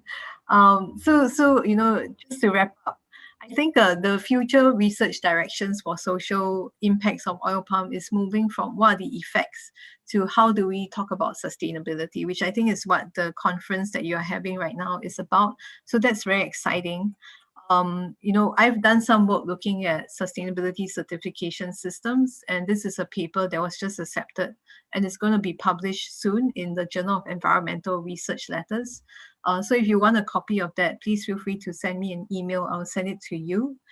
And then the paper that we will be coming out based on the review that we talk about is now in press. So hopefully that comes out and I can send that to you as well. So with that, I'd just like to thank you. And I apologize for running out of time, going over time. So do send me an email if you want a copy of my slides or if you want some of the papers that I talked about earlier. Thank you very much. Thank you very much, Dr. Janice, Professor Janice. I think that was a very interesting presentation, because since palm oil is contributing to some countries, very good to some countries, so there is a bad and good news actually as the effect of the expansion of palm oil, especially the deforestation. But government has to manage between them, I think. All right, not to consume more time, I think Professor Dr. Muhammad Asfaq already prepared themselves to present his paper. How about you, Dr. Asfaq? Dr. Asfaq? Excuse me, Prof. Prof. Asfaq is already here, but somehow that he is being out. Maybe the internet connection. He is trying to get in again. That's okay. So we need to waiting for him, Dr. Diana. Or Dr. Diana. I think you have to. I think you first. Instead of Dr. Aspak, probably Dr. Diana first present your presentations. What do you think? Yeah, I can do it. Okay, please. Ladies and gentlemen, because of something wrong with connection with Dr. Muhammad Asbak, then we have to change the time and we have to optimize our time by moving Dr. Diana to the second presenter. Dr. Diana is our most proud person in today because she is our coordinator in CSSPO in the world, not only in Indonesia. Dr. Diana is a senior lecturer in Universitas Sumatera Utara. Hopefully soon she will be a professor there. And she doing a lot of research in lieu of palm oil expansion, also palm oil research in Indonesia. Dr. Diana, if you're ready, please, your time, take your time. Thank you, Prof. Hopefully while we're waiting, Prof. Asfaq can successfully get in, join us again. Yeah, hopefully. Can you see my slide, Prof? Yeah. So what do you think? We present it for you or you present by yourself? I prefer I'm taking control, Prof, if Okay, possible. thank you. So Yeah. take your turn. Okay, thank you. Thank you very much for having me here, Honorable Prof. Zul and team, and then all leaders of the CSSPO, all speakers, hygienists. Thank you for accepting our invitation, Prof. Asfaq, and our new partners from the three universities. We also have Pak Bayu here, the one that given us the name changing from CSPO to CSSPO, raising our concern about the smallholders. So today I'm going to present aspects that more related to the smallholders, related to the sustainable landscape. We already heard from Janice from the mapping side. She is an expert on that. So and this issue about landscape, when we talking from the smallholders, it refers to the allocation of one landscape to various commodities or sectors in one area. It becomes challenging or problematic because, as we know, that the land supply is fixed while the land demand is increasing.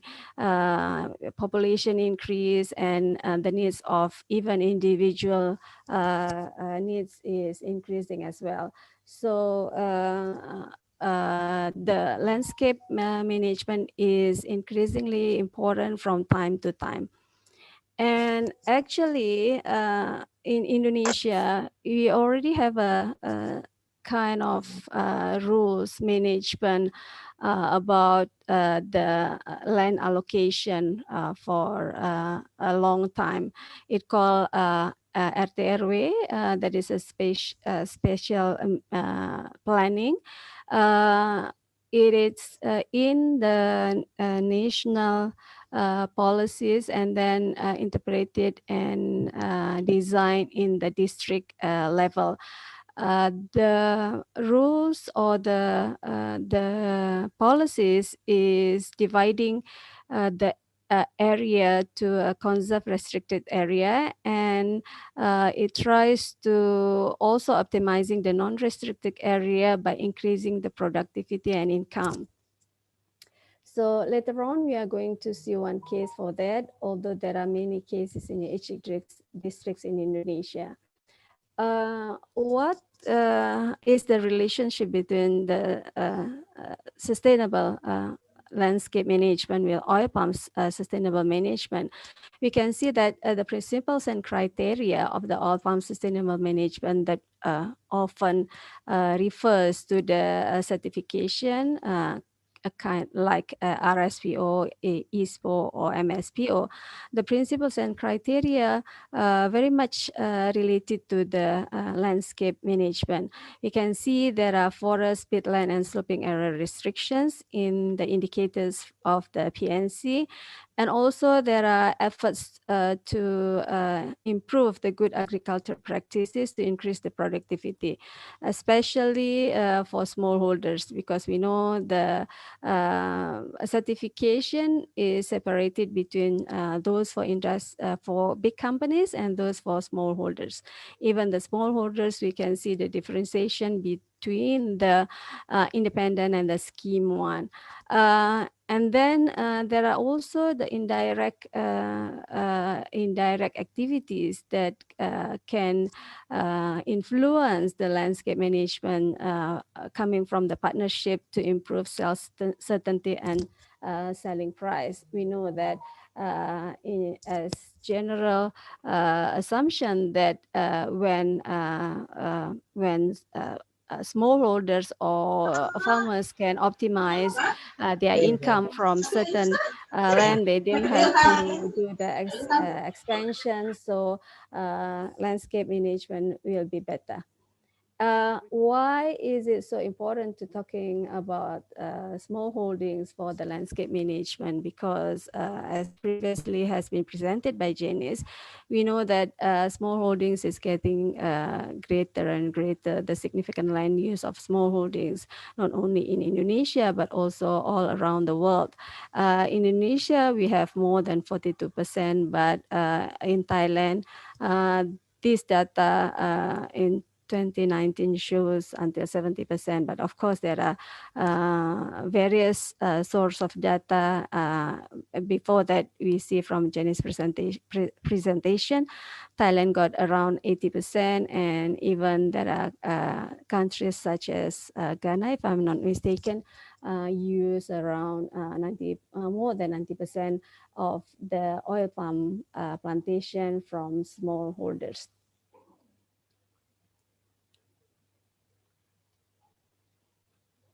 Okay, but one identifying critical point that we need to really consider is the fact that smallholders is not homogeneous. There are various types of smallholders, and there are various factors that influencing the difference between one group to another. Taking only two factors of that is the partnership and certification, we can divide the smallholders into at least 6 groups. And from these 6 groups, we find from empirical studies that the one that is independent without partnership and non-certified are those that are having the higher risk to influence the landscape management, whether coming from the lack of knowledge about the boundaries of reserve area or forest boundaries, or coming from their very low productivity and need small land to fulfill their income coming from their fresh fruit bunches sales. And this is the case that we can see in Tapanuli Selatan. Why is it so interesting? Not only attracted researchers from Indonesia, but from all over the world. One of that is because this district is having a very high biodiversity. If you heard about the new orangutan that is found here, and it is the only one in the world. And there is deforestation here from the forest office data, recording more than 13,000 hectares only in South Tapanuli district, and mostly developed by independent small holdings. So there are many studies and many efforts that has been made to address these problems. One of the effort using the jurisdictional analysis and approach, and they are using the RTRW or special planning that already been mentioned before that. Actually, conceptually, the special planning has a very detailed rules, detailed concept, and very well established, considering from the macro until the micro levels. But there are a number of constraints that make that rules or concepts not really optimally implemented. One of that because the planners, the one that implement the documents or the plan often lack capacity, information, and planning tools. And then we can also see later on, there are significant inconsistencies among spatial plans at different levels of government. For example, the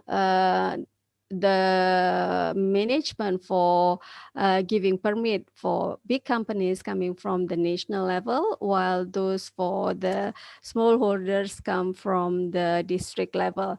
And the one that designing the land use plan come from the district level, uh, uh, sometimes plan different proportion of the land use that already been given permit for the big companies.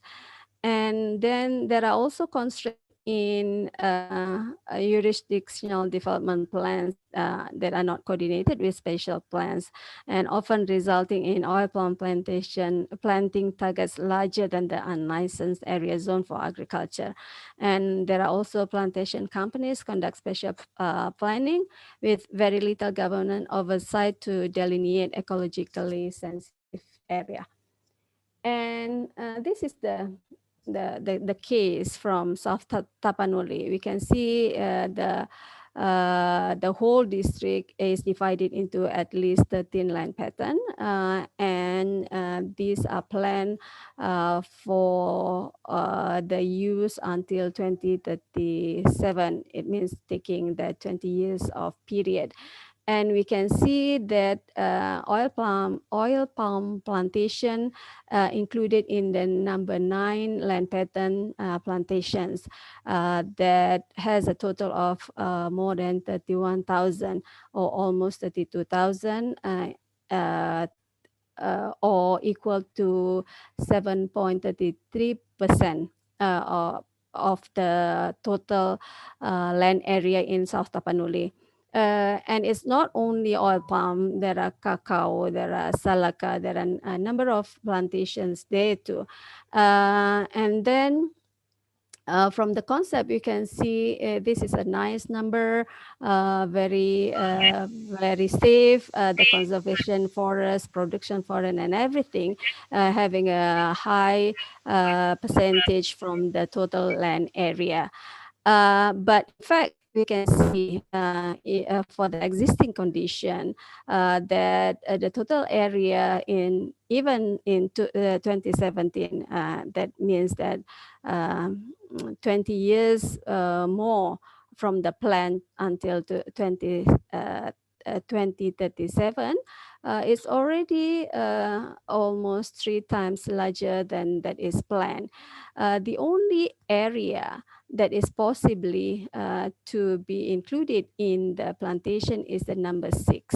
But actually the number 6 also consists of many other sectors need, horticulture and other commodities that has the same priority. Even the food one can be some in the dryland area, although most in the wetland area. So with such condition, we try to understand by conducting studies that what can be done besides the jurisdictional approach. From the study, we find that actually smallholders have the freedom to decide what kind of commodity they want to plant, and they are not really stick to palm oil. But because of the condition that really beneficial from economic aspect, especially makes them choose oil palm plantation. And the agribusinesses subsystem in oil palm plantation and the integration also mostly well developed, made everything easier comparing to choosing other commodities to cultivate. Therefore, as a conclusion, I want to say that the landscape management needs more than jurisdictional approach. And oil palm smallholding utilize a significant share of land use. That's why it is important to really having them as an inclusive part of the programs, and sustainable palm oil management can be applied. There are potential to be applied to support the landscape management. However, the application needs to really consider the diversity of the oil palm smallholdings. With this, I end my presentation. Thank you very much.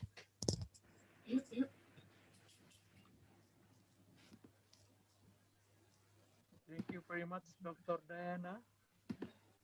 Thank you, Prof. I think that was a very interesting presentation, you know.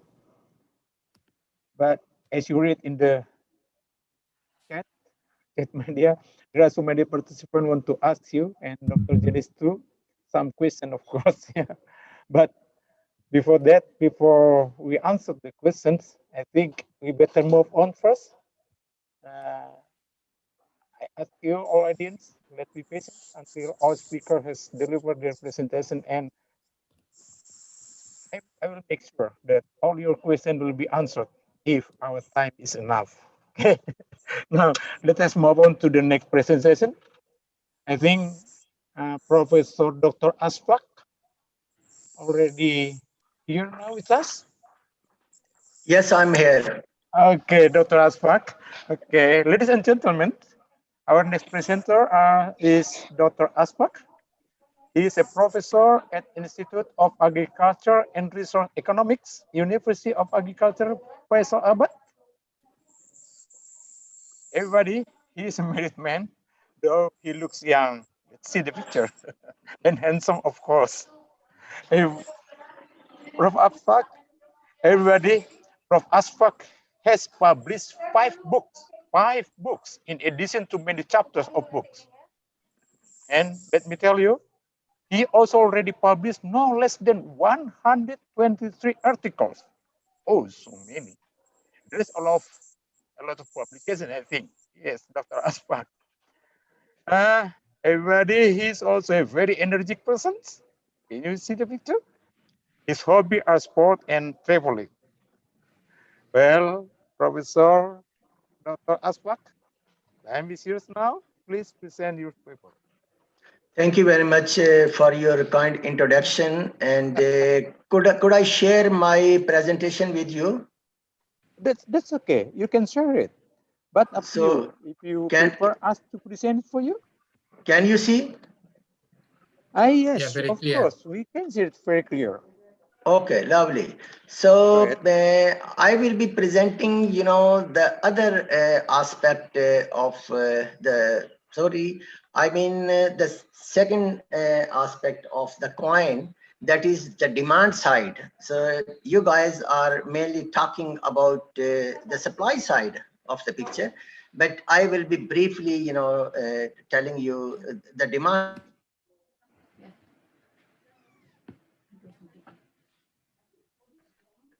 I will talk about the background regarding edible oil and particularly the palm oil. Then the study which we conducted, what were the main objectives, then very, simple methodology and results, followed by conclusions and way forward. Okay, so edible oil in edible oil status in Pakistan, a very current status. Domestic production is 0.51 million tons, which is about 15.6% of the total demand or the total requirement. And we are mainly importing, 84%. And that import is mainly from Indonesia and from Malaysia. Pakistan is the 6th largest consumers of edible oil and the 3rd largest importers of palm oil. share of palm oil in imported from Indonesia is 92%. So it means Indonesia is the main player in this scenario. And recently, there was a reduction in the import due to COVID-19 from Indonesia. But still, Pakistan has to pay more due to increase in the price, level at international level. Okay. So here is the domestic consumption of edible oil in Pakistan over the years. So you can see that there is a consistent increase in the consumption of edible oil. When I'm talking about the edible oil, here it is mainly the palm oil. Okay.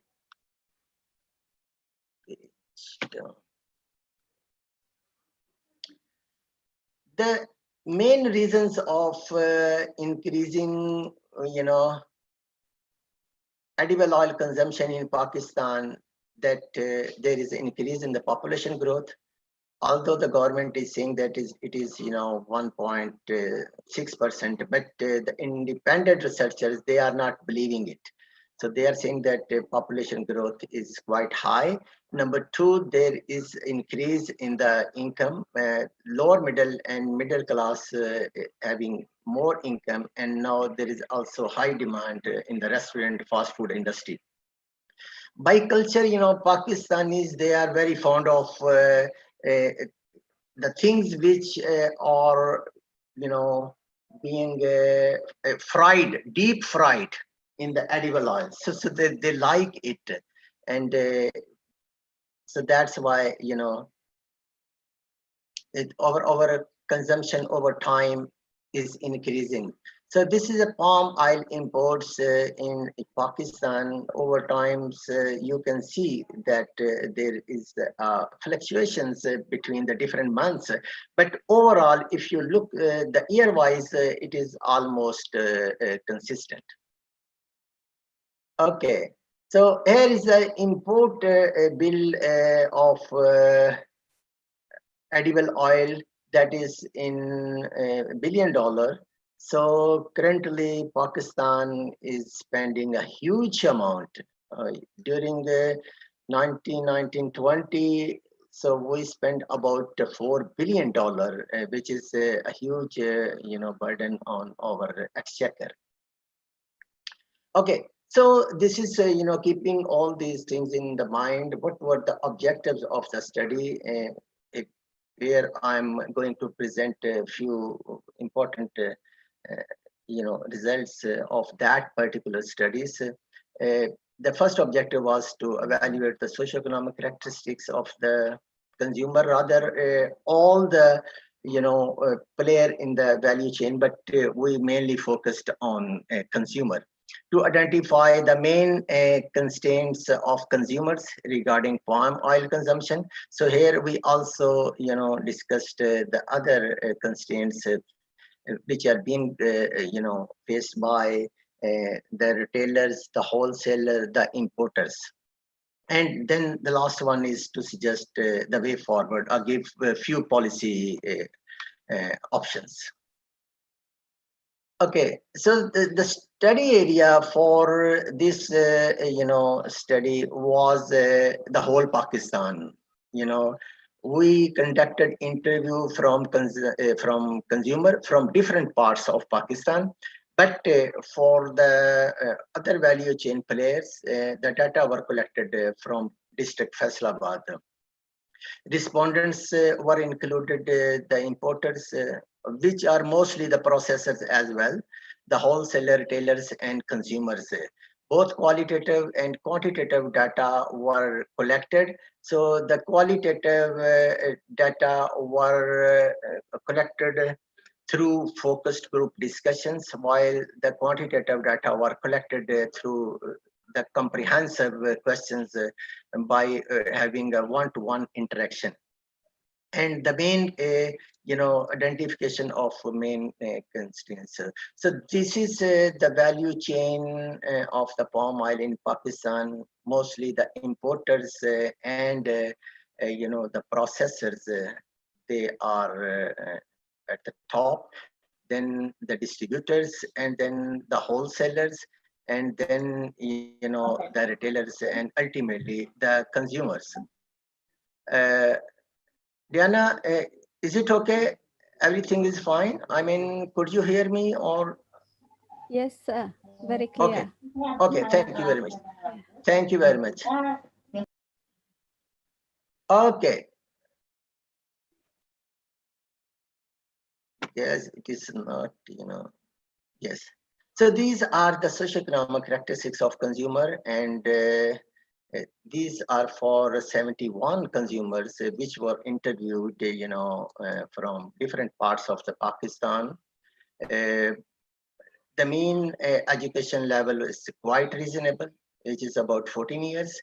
And the total number of adults were 6.17, and the children 1.47, and the family size, the average family size was 7.62, which is quite, consistent with other studies and with the government statistics.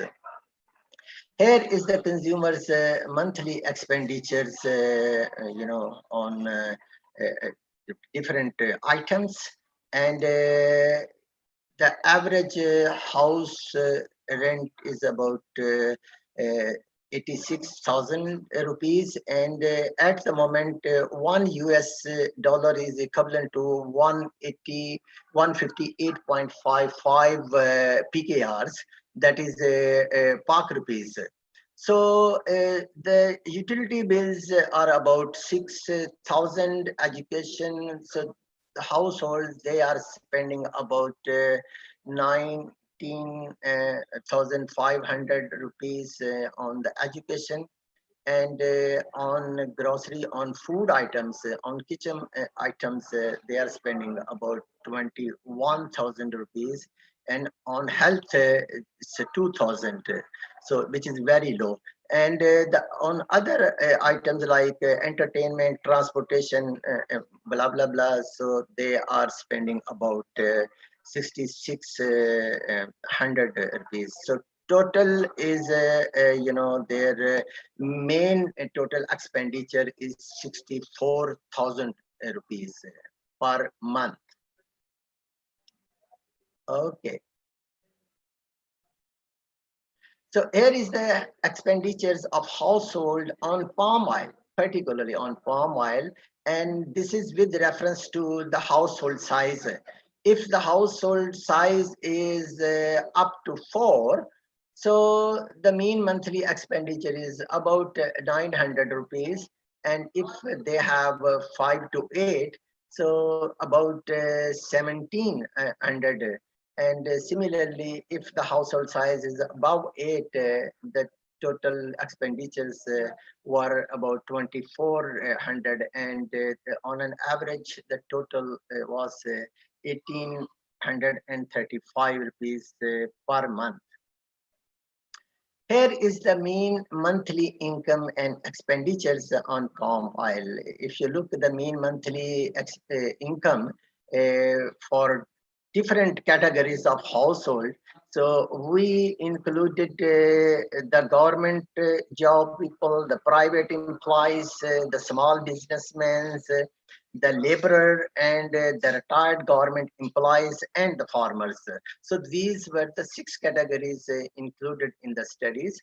And you can see that their mean monthly expenditure on the right hand side of the slide. So it varies from 1.12 thousand, per month, up to 2.06 thousand rupees per month. So the minimum expenditures were being carried out by the laborer, and which is quite understandable because they have low income. And but the government people, they have a stable income, so that's why they are spending. But it also depends on the number of the households. So greater is the number of households, more is the spending on edible oil, which is mainly the palm oil. So palm oil prices are highly Excuse me, unstable. Dr. Aspak. How much time I have? Dr. Aspak? Yes. Could you please to make it faster because our already run out of time, please. Okay, so I will take only 2 minutes, okay? Okay, thank you. Okay, so the Thank you main very much. constraints faced by the processors or the wholesalers, they are number one is the palm oil prices are highly unstable and volatile. Payments are not made on time by their customers. So their customers are, the retailers for wholesalers and wholesalers for the processor. So they are not, fulfilling their commitments. Transport cost is also highly affected by the variation in the prices of gasoline. So this also, causing a problem for the this value chain. Okay, so main constraints faced by the retailers: lack of finance, volatility in the prices, time lag, poor transportation, and the quality of palm oil products. And if you look, the mean value, it is varying from 2 to 4.57. It means they are between disagreeing to agreeing for various constraints. Okay, these are the main constraints faced by the consumers, and here also the consumer are complaining about the quality of palm oil. So you need to look, what are the reasons why the consumers, they are, whether it is the problem emerges at the processing level or from the importer perspective. So there is also propaganda that it has got a negative effect on the health. So although this propaganda is there, but still demand is not going down because Pakistan is a low income country and population is increasing. So that's why we have to rely on the palm oil. So the good brand, products of palm oil is also sometimes not available, and many consumer, complained about this. Okay, so the conclusion is that Pakistan is heavily, spending and depending on edible oil, and which is, the palm oil. The import bill is increasing every year due to increase in the demand, and there are different demand shifters. And what is the way forward? We need to, have import substitution strategies for producing edible oil at the local level by adopting good varieties of oilseed crops, adapting the new processing technology, and increasing the area under the crop. And the government is also encouraging the farmers and to increase their area under this crop. So this is a last slide. That what are the policy recommendations? Reduce the price volatility in the local market, moderate the intermediary profit margins because there are huge, particularly in the import and the wholesaler level and processor level, provision of low interest rate loans to retailers, and the establishment of improved transportation facilities and proper quality management. So these are a few recommendations based on the studies. So thank you very much. If you have any question, please feel free, or if you have any comments, I will be happy to hear that.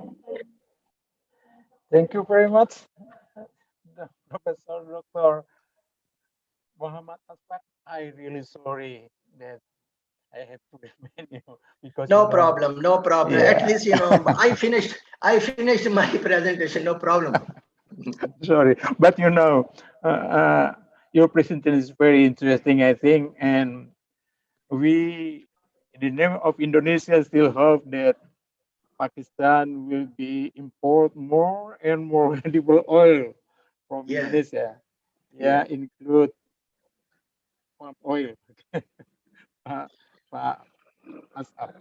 Okay, ladies and gentlemen, I think because of the time also minutes us, we have to move on. I think our next presenter part in this morning will be Professor Dr. Martin Kaim. Yeah, from Martin Prof. Martin Kaim. From Martin, Prof, are you here now? Yeah. Yes, I'm here. Okay, thank you very much. Welcome, Prof. Kaim. Ladies and gentlemen, from Professor Kaim is a professor at agriculture economics at the University of Göttingen in Germany. Before he had research and teaching position in different other universities in Germany and also in the United States of America. His main research areas relate to sustainable agriculture, food security, and rural development. He has research experience in numerous countries of Africa, Asia, and Latin America, including in Indonesia. Everybody, Professor Kim is a member of the German National Academy in Science and fellow of the American Agriculture and Applied Economic Association. Everybody, he has plenty of experience in doing research in Indonesia. He's also our close partner and senior team in CRC program. Well, Professor Kim, time's already run up. Time is yours. If you're ready, please present your presentation, please. Yes, thank you very much for the kind introduction. Let me first of all check, can you hear me well? Yeah, of course, we can hear you very well, and also we can see the presentation very good. Okay. Yeah, thank you very much for inviting me to your conference here. I'm happy to share some European perceptions. As you know, Europe is a major importer of palm oil. I'll give you the views of the typical European consumer and citizen, which are not necessarily the same among all Europeans. So I'm sharing some views that are not necessarily my own, and then I'll evaluate them to some extent. Let us, no, I cannot click forward. How does that, okay. Let us look at the role of the European Union in international palm oil markets. In Europe, we are not producing any palm oil. So all palms require tropical climates. We don't have tropical climates here, so we're not producing. We are consuming a lot of vegetable oil. Not all of this vegetable oil is palm oil, of course. We are using other oils as well. Rapeseed oil, which is produced here in Europe, sunflower and soybean oil and various others. But we do consume a lot of palm oil as well, around 7 million tons per year. And this is about 10% of the global consumption of palm oil. So we are the largest importer of palm oil worldwide. And you may know that in Europe, a lot of the palm oil is used as biofuel, as biodiesel in particular. Around 50% of the total of 7 million tons of palm oil annually is used as biofuel. Around 40% for food and feed, and 10% for other uses, in particular cosmetics and a few other things. So what do European consumers primarily think when they hear palm oil? Palm oil has a very negative public image. Most people who hear here in Europe about palm oil primarily think about tropical deforestation and associated environmental problems with climate change, biodiversity loss, and so on and so forth. But that's only one aspect. There's also deep-rooted conviction that palm oil in various parts of the world, and Indonesia and Malaysia in particular, is associated with important social issues, displacement of local communities, land conflicts, and so on and so forth. So this is the view that typical Germans have. You hear a lot of documentaries about land conflicts, about problems with loss of biodiversity. So that's the notion. And that leads to a lot of policy debate at various levels in the public sector and the private sector. So for quite a while, a complete ban of palm oil has been discussed, has been demanded by various interest groups, a few environmental NGOs in particular. No, complete ban of palm oil or palm oil imports in Europe is unlikely to happen. Yeah? So we had never a ban, and I don't expect that a ban will really happen, at least not a complete ban. There are a couple of other policy instruments that are being used and may be used increasingly. For instance, several European countries have pledged to only import sustainability certified palm oil, in particular under the RSPO certificate. And Germany is one of the countries that pledged to only import RSPO certified palm oil until 2020, so 100% of the palm oil. We have not reached that level, so it's only a pledge so far. I think we're about 2/3 of the palm oil that's RSPO certified. Other European countries are at similar levels or somewhat lower. I'm sure it will further increase, but it's not yet 100% for various reasons. There is another important element that some of you may have heard of, that is the so-called European Union Renewable Energy Directive, RED II, which was signed in 2018. And we use, as I mentioned, a lot of the palm oil that's imported for biodiesel. And so far, there are mandates that until 2020, 2030, certain fractions of the energy, including transport energy that's being used, should come from renewable energy. And there are so far, all types of renewable energy are weighted, but from 2018 onwards, there is an increasing tendency to give so-called e-look factors, indirect land use change factors to different feedstocks, and biofuels get a relatively high ILUC factor, and that makes palm oil less competitive in the markets for biodiesel. That may be further increasing in the coming years. The other policy, which is entirely private sector driven, is that individual companies, food processing companies, are banning palm oil from their product lines in order to target and be more popular among ethical consumers. So they're trying to replace palm oil with other vegetable oils. I'm sure that many of you are familiar with these types of labels. These are private sector labels put on processed products, no palm oil. And there are quite a few consumer segments that would have a willingness to pay for buying products without palm oil, simply because palm oil has such a negative image. Let's now look into the question, would a palm oil ban really increase sustainability? The answer is no, it wouldn't. We consume a lot of vegetable oil in various forms, and if it were not to come from oil palm, it would have to come from other crops.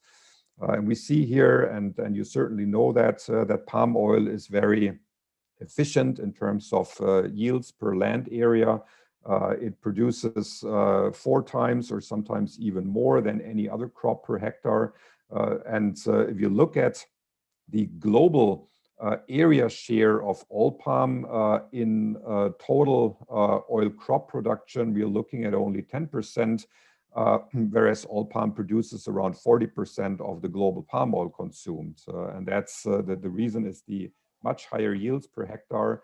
And it would mean that if we were to replace palm oil with alternative vegetable oils, that would require much larger areas. And we know that this type of land use change would cause even larger environmental issues, in particular in terms of biodiversity and greenhouse gas emissions. A bit more on environmental aspects. Is oil palm bad for the environment? The answer is, well, it depends on what you compare it with. If you compare it with old growth rainforest, then obviously an oil palm plantation is doing worse in terms of all the environmental indicators that we can think of, ranging from carbon storage over biodiversity, over certainly various other factors as well.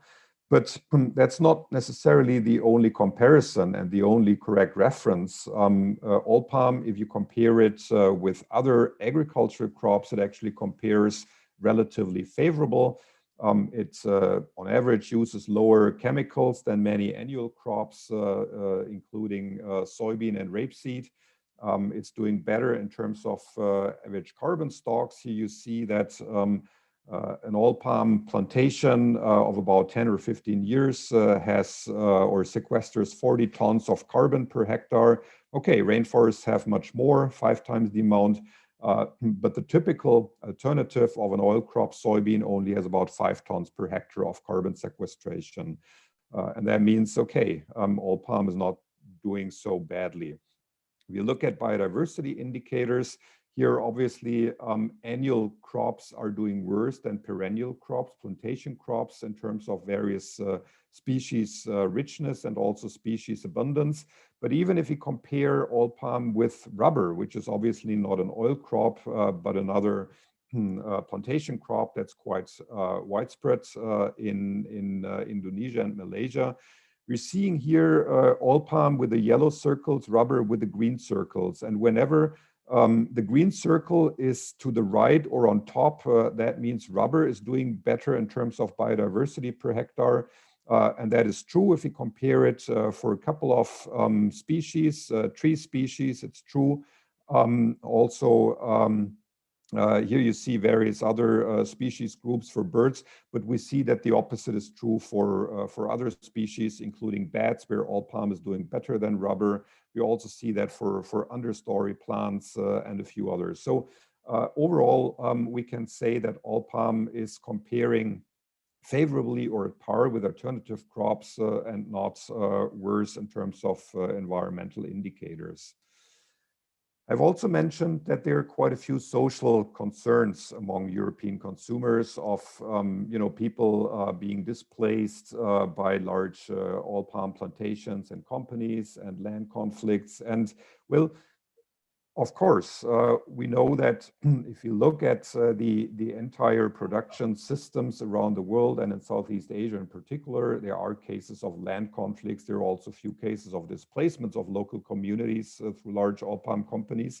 But what at least people in Europe don't have clearly in mind is that, especially in countries like Indonesia and Malaysia, there are many, if not the majority of the local population that's actually benefiting from the palm oil boom. And what is also not often widely recognized is that around 40% of the palm oil is produced actually by smallholder farmers and not by large companies. I'd like to share a few insights from our efforts projects that was mentioned already. So it's a large project that we have been carrying out for several years in Sumatra, in the province of Jambi. And that's joint research with IPB and University of Jambi and various other partners in Indonesia. And I'm particularly involved in the in the socioeconomic side. So for several years, we have run surveys of farmers and other rural households in the province of Jambi. These are representative surveys of around 700 farm households in total. We see here over time the adoption and cultivation of oil palm. The red line shows that in the beginning, the late 1980s, that's when palm oil cultivation started in Jambi. It was primarily smallholder farmers contracted by larger companies. But since the mid or late 1990s, independent oil palm adoption by local smallholder farmers, including migrants from Java and also autochthonous farm households from Jambi have been starting to grow all palm, and we're now looking at about 30–40% of the local farming population that's directly involved in all palm cultivation. We have run with the data we collected, various panel data estimates looking at the effects of palm oil adoption and cultivation on different indicators of household living standard. And we see that the net effect after controlling for other confounding factors is a very significant increase in household income in a magnitude of more than 20%. So that's the net effect of cultivating all palm for these households. We also see that in various other indicators related to living standards here, food security and dietary quality, there are positive net effects of all palm cultivation. This is for farm households, but also other rural households that are not directly involved in all palm cultivation themselves, they often benefit. Because when we look at rural households in Jambi that are not involved in farming and their structure of income, we're seeing that most of them are involved in employment in either rubber or all palm, or they're involved in employment in other local sectors, including self-employment. And with the all palm boom, of course, the all palm employment income increased, and also the income from other sectors because of the local economic boom. And we can show very clearly with our data that in the villages and communities where only food crops are cultivated, poverty rates are fairly high, and they are lowest in the communities where a lot of all palm is cultivated. And we see that this is for all rural households. We see here poverty rates for farm households where this is true. And we also see that for non-farm households, the difference is very clearly visible. So there's a reduction in poverty through all palm. And Indonesia-wide representative data suggests that the all palm boom over the last 20–25 years has halved poverty rates in rural Indonesia. So very powerful economic and social positive development effects. Does that mean everything is good? No, that's not the case. There are many positive aspects, but of course, there's still too much deforestation happening. We're seeing deforestation in Sumatra. We're seeing deforestation in Kalimantan and other parts of Indonesia. We're seeing cases of unclearly defined land rights and uncertainties concerning land property rights. There are issues that there are significant yield gaps, yields that are much lower in many smallholder situations than they could be, and also much lower than on the large plantations, which is bad because higher yields would mean that lower areas are required and more rainforest could be preserved. So it's important to support smallholders with tailored support programs, which does include land titling, which also includes proper access to credit, extension training, and modern inputs.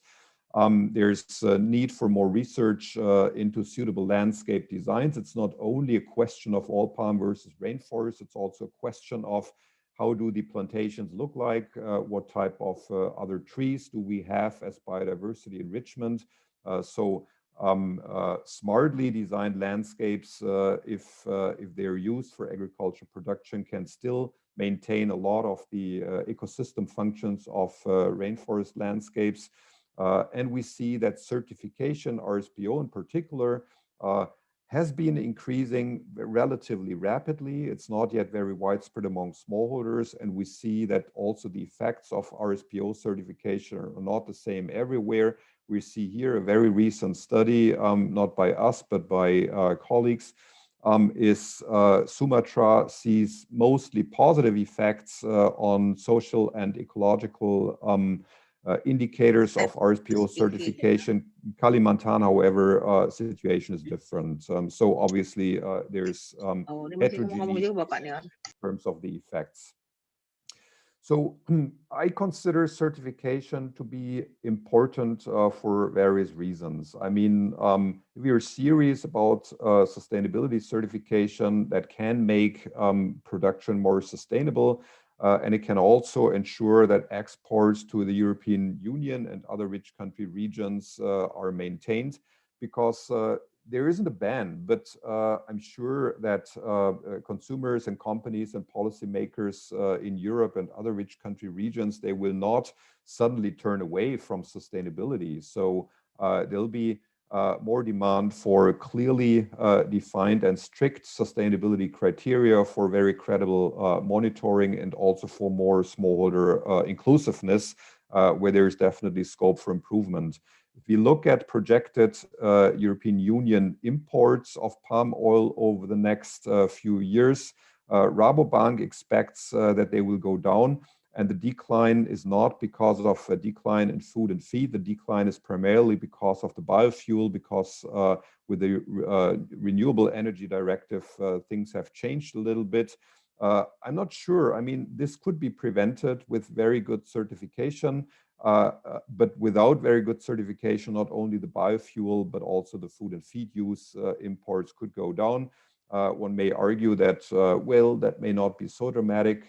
Europe is big on the one hand, but if you look at oil palm demand developments elsewhere in the world, they will continue to rise. Yes, I agree they will continue to rise. Overall, in the next 5 to 10 years, the projections are relatively good, that there is further demand increases around the world. But I'm also sure that beyond Europe, other regions may follow with more sustainability concerns, and therefore I think certification should be taken seriously. A few conclusions. I've mentioned that palm oil has a very negative image among European consumers. This is to a large extent due to misconceptions concerning false beliefs about the environmental and social effects. And these misconceptions need to be clarified. But then on the other hand, there is obviously an undeniable link between oil palm expansion and deforestation, and that needs to be loosened and reduced. And I'm optimistic that improvements in all sustainability dimensions, including environmental, social, and economic dimensions, are possible without banning palm oil, but making it more sustainable. That will certainly require political will, and it will require building on good research and evidence. Thank you very much for your attention. Thank you very much, Professor Kaim. Yeah. Also, we in Indonesia feel rightly that there are so many, you say, kind of bad campaigns in Europe about the oil, palm oil in Europe. But since you already confessed that is kind of misconceptions, I think we have to do more effort to counterpart of it, to counter of it, and by presenting a, let's say, white campaign, like Budiana said. Budiana said that we need to deliver a white campaigns to clarify the misconception of bad thing of palm oil in many countries in the world, so we can promote the sustainability of oil palm in Asia, particularly in our country in Indonesia. Thank you very much, Professor Kaim. I think these are very interesting and very valuable presentations. I hope that we could make it as a considerations in make some good policy in improving the oil palm sustainability in our country, in Indonesia. We are proud of all of you, Dr. Janis, Dr. Diana, Professor Asbak, and of course you, Professor Kaim. Thank you very much for all the interesting and valuable presentations. And we found here in chat media, there are so many questions already delivered to all of you, and some of you already answered actually in chat media too. But I think also better to give some kind of opportunity to participants who want to deliver questions verbally. Now, ladies and gentlemen, it's time now for us to deliver questions or ideas related to the all presentations presented by our speaker. If you have any questions, please be free to ask. And of course, to make me easy, just raise your hand and make a question as short as possible, because time already 12 and 20. We already run out of time. Please, wanna ask the question and deliver it and to one of our presenters this morning. Time for you.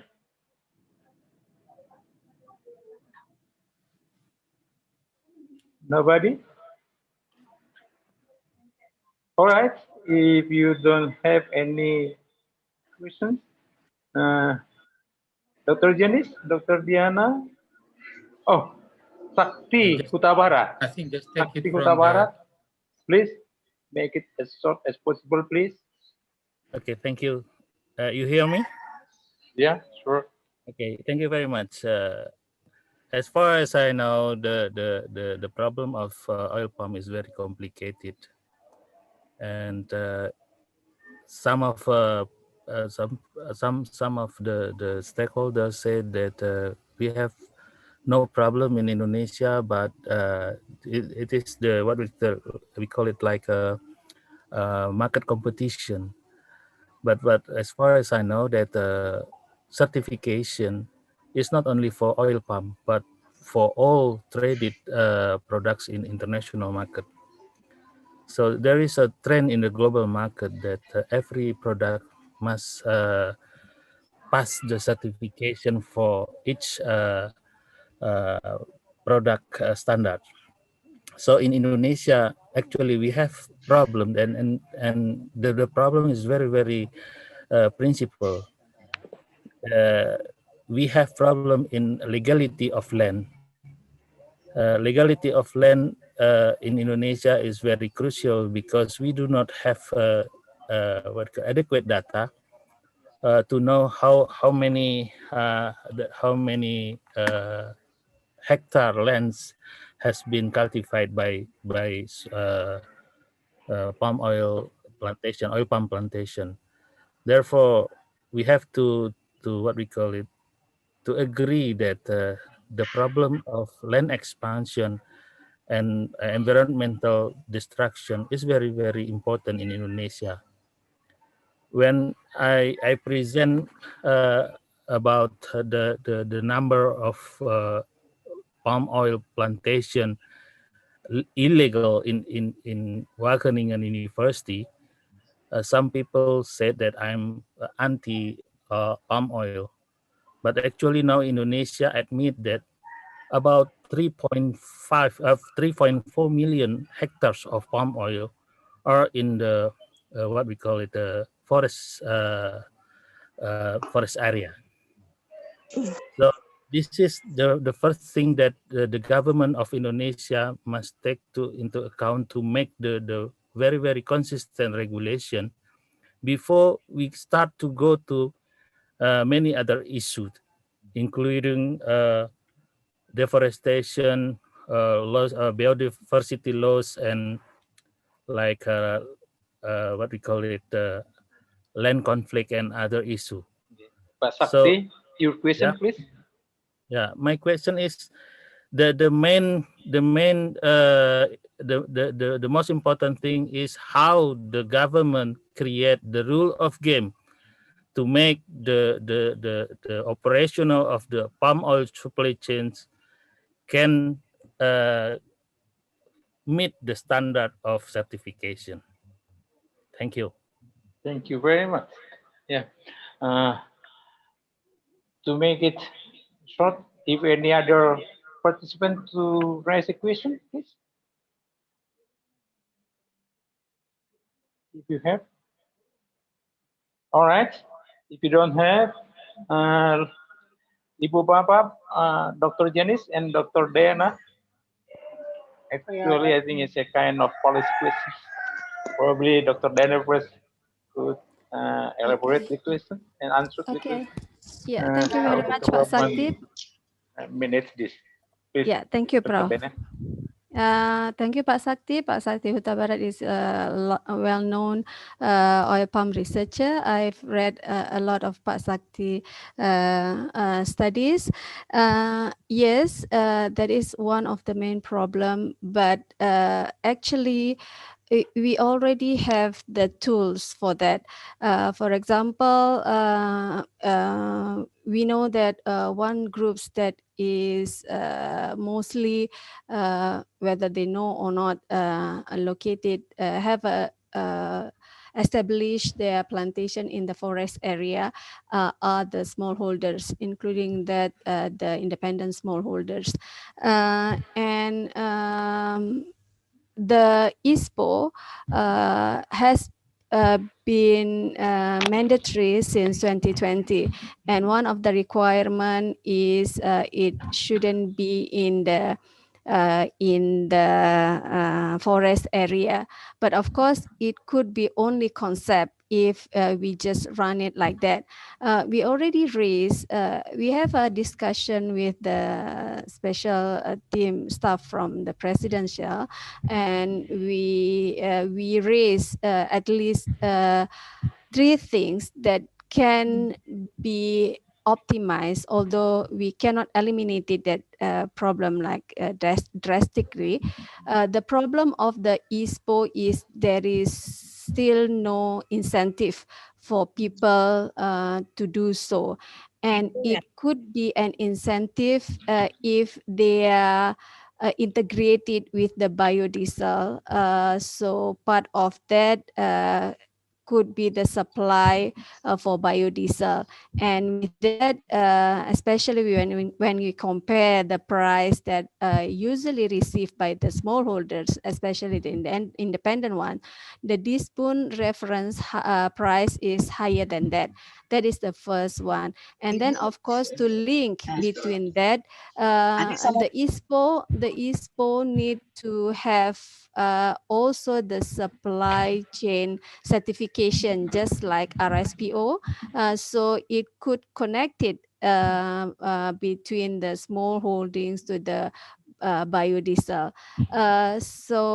And then to make it more link, of course, you already known that we have the replanting program now, and it applied to 3 million smallholders, or 6 million hectares, around 6 million hectares of the small holdings. And again, the concept is not too bad, but the implementation is really complicated, as we know that smallholders are divided into many groups with each different characteristic. But because the funding is there, the program is there, there are at least what call that, practical implementation, not just concept, to make the requirement of not having the plantation in the forest area through the PSR, the replanting program. But of course, it very much depends on the willingness or seriousness of the government as well.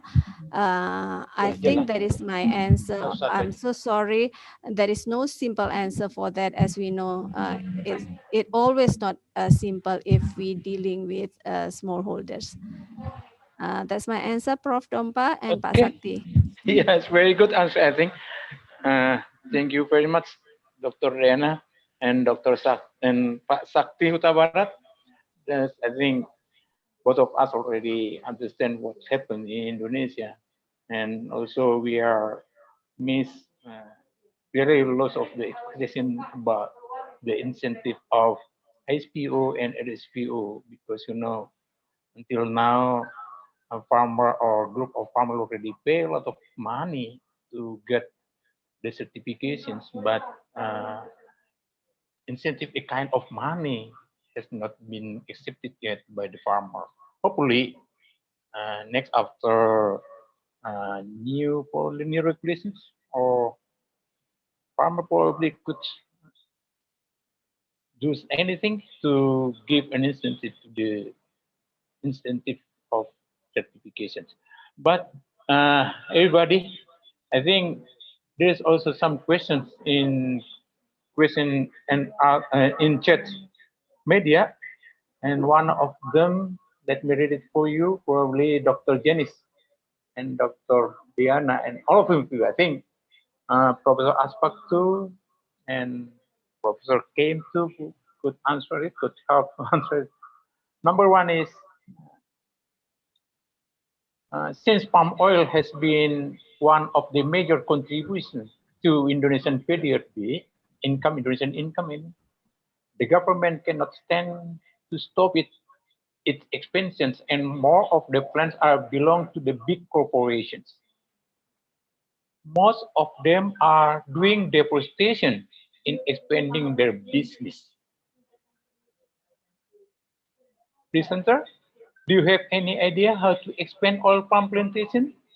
While at the same time, we have to reduce deforestation. It's a tricky question, I think. Probably Dr. Janice could help to answer that.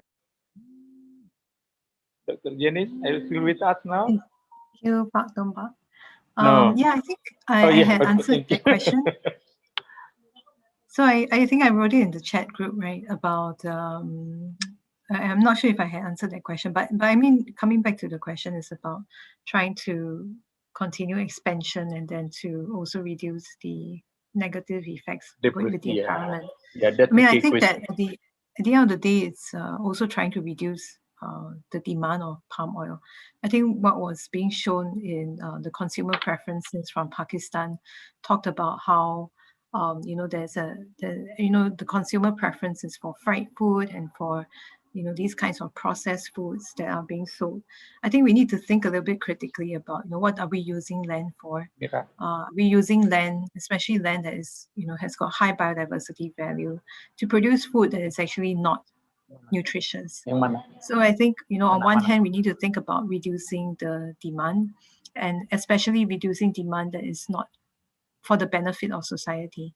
And then I think the other thing is about improving land use and thinking about where are the areas of land where we can consider oil palm being planted over, or which are the commodities which are dying out, which are the already planted agricultural lands which are perhaps not very productive anymore, and then to revitalize the land by planting oil palm instead of converting forests or converting peatlands into oil palm. And then I think it's about intensifying the production, which is what is being mentioned earlier through the replanting program, the smallholder replanting program, and also other intensification efforts by the government and also by the companies. Having these kinds of material accessible to the smallholders is another issue. But yeah, I think those are some ways in which we need to consider addressing that question. Okay. Thank you very much, Can I add a Professor sentence? Janice. Yeah, it is very good answer too. And I think our government also should consider about it. There is also special, before we move on to Professor Kame, probably Professor Aspak, do you have, if you want to share your idea about the first and the second question? Prof. Domba, Already Prof. Diana. Martin. Prof. Martin. Okay, Prof. Martin. To add something? Okay. Yeah. Prof. Martin? Before Yeah, I mean, I just wanted to add on the last question: how can production be increased without, necessarily more deforestation? I fully agree with what Janice Lee said. I just wanted to additionally share that the research of yield gaps shows that smallholders often only have less than half of the yields of what large plantations have, and even the large plantations are not always as productive as they could be. So in terms of increasing production, of course, increasing yields can be a very important factor. If you can really double yields and in smallholder systems, that is not at all unrealistic. Then of course you can double production without having to use more land.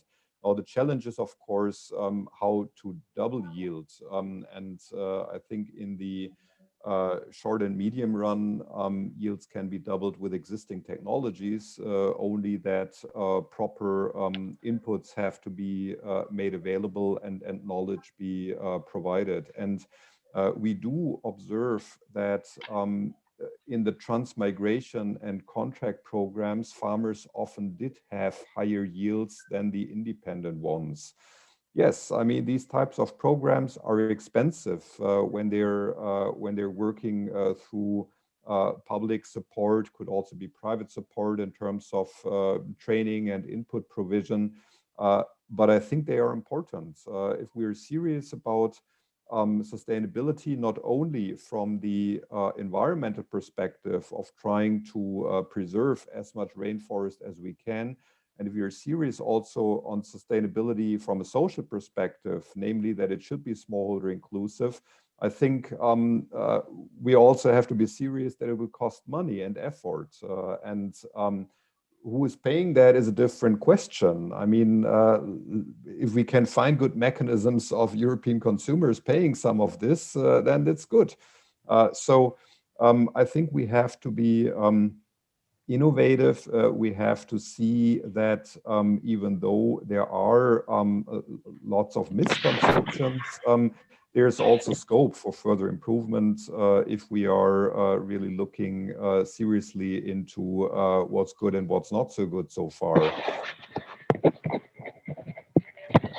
And of course, I mean, smallholder inclusiveness in certification programs is always a challenge because it's much easier to certify a big plantation than to certify thousands of smallholders. But I do think that with you know more secure land titles and the money that it costs, we need to find novel mechanisms of sourcing that money. And I'm really serious. I mean, of course, the producing countries need to invest, but also the international community can and should contribute here with good mechanisms. Thank you. Thank you very much. Can I add a bit, Prof, to what Prof Kaim said? Just 1 minute, sure. Sure, because Dr. Diana. it related. I'm sure everybody else already know, especially Prof Kaim, about our replanting program that already been designed for the whole small holdings. I mean, I'm not saying that it's clear of problems. There are still issues of that, but at least the program is a systematic program, and the funding is already been allocated. At least 50% of the investment expenditure already been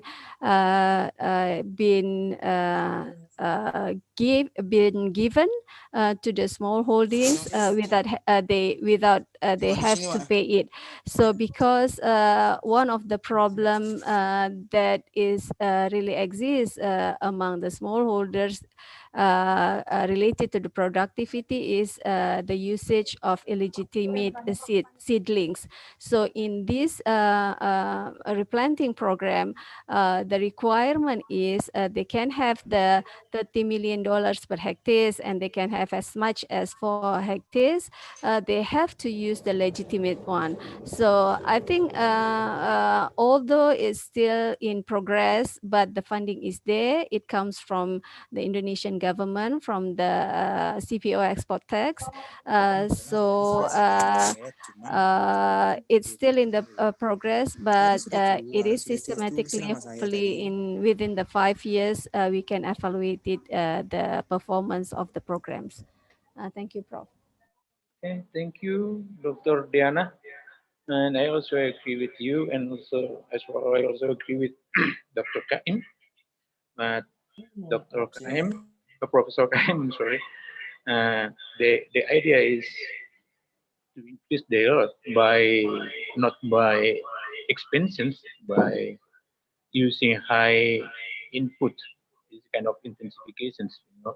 But as a high input, of course, it will cause a high cost too, and of course will be higher the price, and will affect the consumer who pay actually the cost. Probably Professor Aspa, as, do you have any idea? Would you please share your good idea, your best idea? Thank you very much, Prof. I will talk from the consumer perspective. I mean, here in Pakistan, if we could just substitute our resources, I mean the land, about 30% land which is currently under the rice crop, we can meet our domestic demand of edible oil. But the farmers are not willing to do that, because there are various constraints for the producers, and particularly the marketing constraints. They are not getting good price for their produce, like the sunflower, like the other soybean and the other crops. But the government is encouraging to have more area under edible oil, and now government is also providing subsidy. If a farmer is planting a sunflower, he will be getting rupees 5,000 per acre. So it mean, so encouragement is there from the government to substitute, because this is not a very viable solution, both for the the importing countries as well as the exporting countries. And Dr. Kaim Matin very in a very good manner explain this phenomenon. So I think both the producer as well as the consumer, the countries, they should having a thought, and they should have a dialogue, and on different aspects, on policy aspects, on production aspects, on consumer, on production aspects. So I think that would be the good solution for that. Yeah, I think it's a good idea too. It's a very good idea. Kind of good. Well, surely thanks for the but there is still one question from Dr. Mirawati to Professor Kaim. Where's my glasses, please? Prof. Kaim? Yes, I could not fully understand the question. The audio quality was not very good. Could you repeat, please? Okay. Can you listen to? Is this already clear? Dr. Kaim? Let me read it, okay?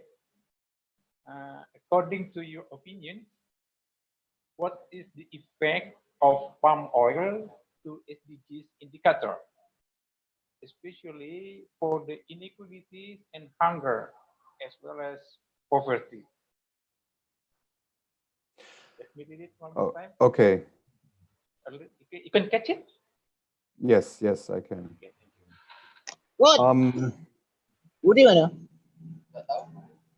So, I mean, SDG indicators, as we know, there are 17 SDGs, and some of them are complementary, others are sometimes conflicting. In terms of poverty and food security, at least with the data that we have from Indonesia, we see that palm oil cultivation and palm oil growth has had very positive effects on various of these indicators: reduction of poverty, improvement of food security, provision of employment.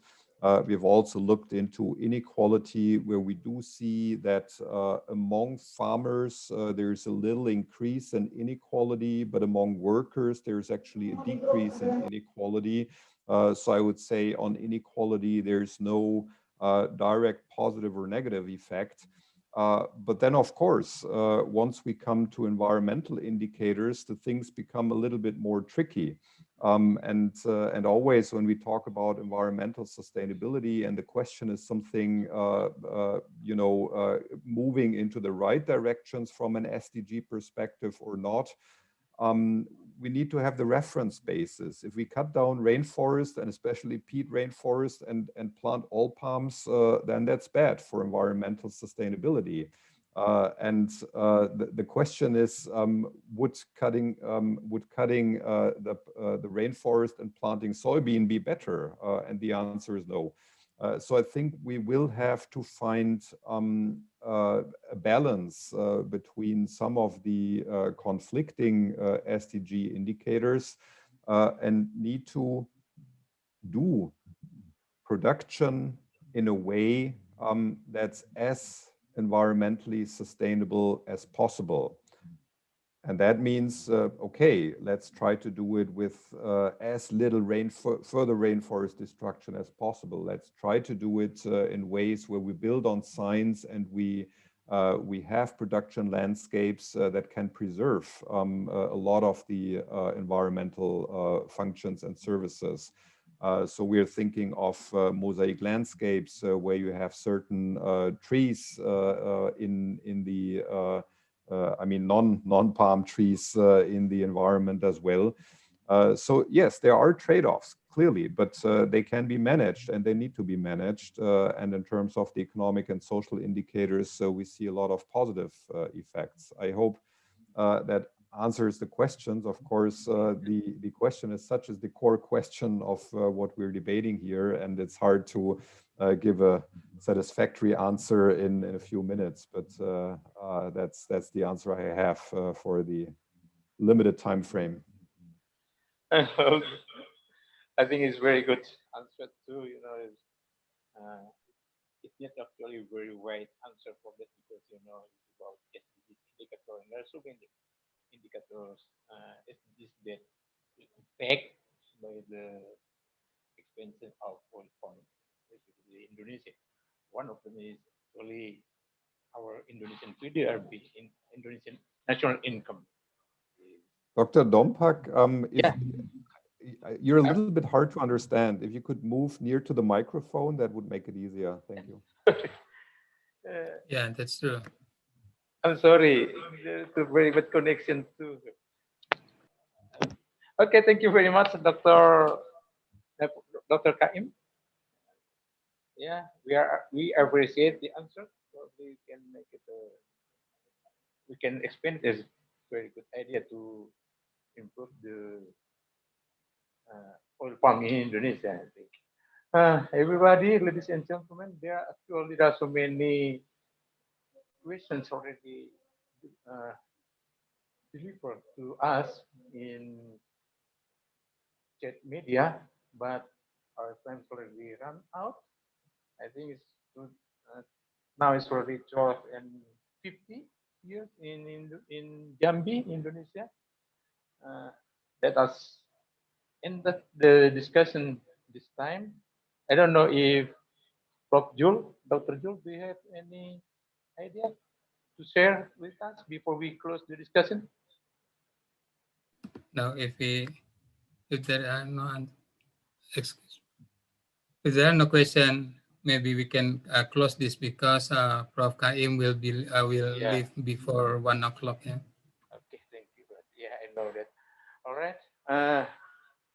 Dear Cynthia, I will offer you now the webinar with Professor. closing ceremony. Please, Dr. Cynthia and Miss Cynthia. Amen, Professor. Amen. Okay, amen. Amen. Please, Cynthia. Okay, then. Thank you so much, Professor Dompak. Now let's hear some words from our CSSPO coordinator, Professor Diana. The stage is yours. Okay, so thank you very much. Thank you very much, all speakers. I think we all agree that we have a really fruitful discussion, although each question always leads to another questions.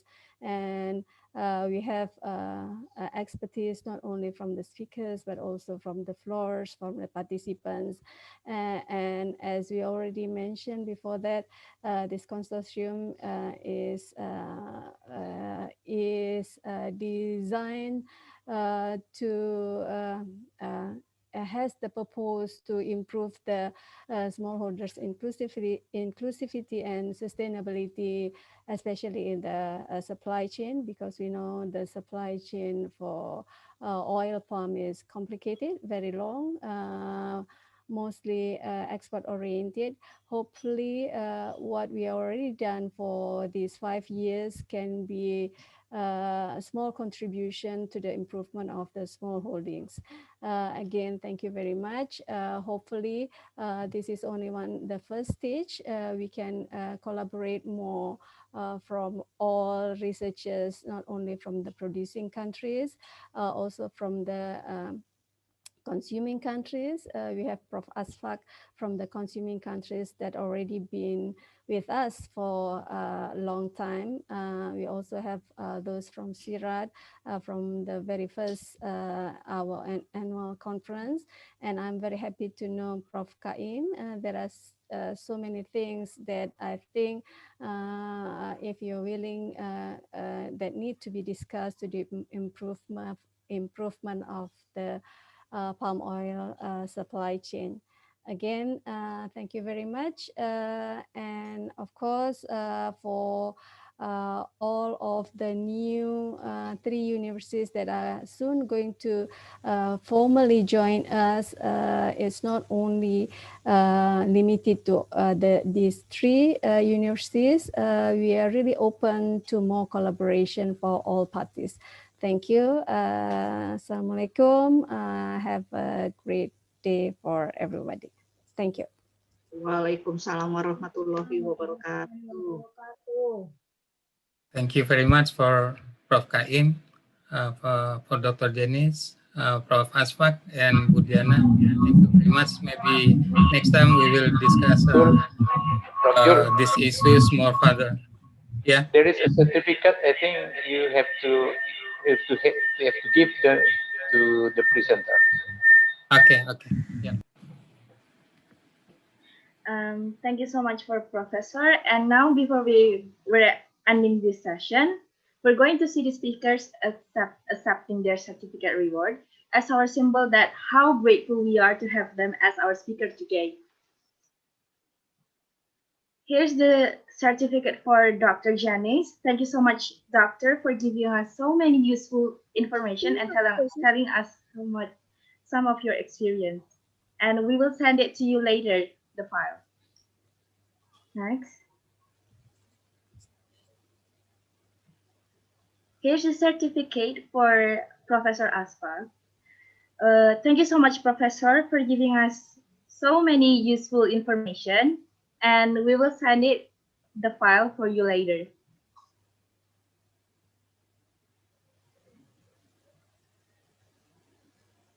Here's the certificate for Professor Diana.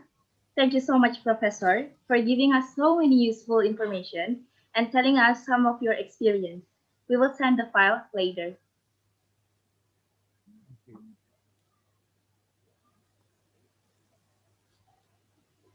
Here's the certificate for Professor Martin. Thank you so much, Professor, for giving us so many useful information and telling us some of your experience. We will send the file to you later.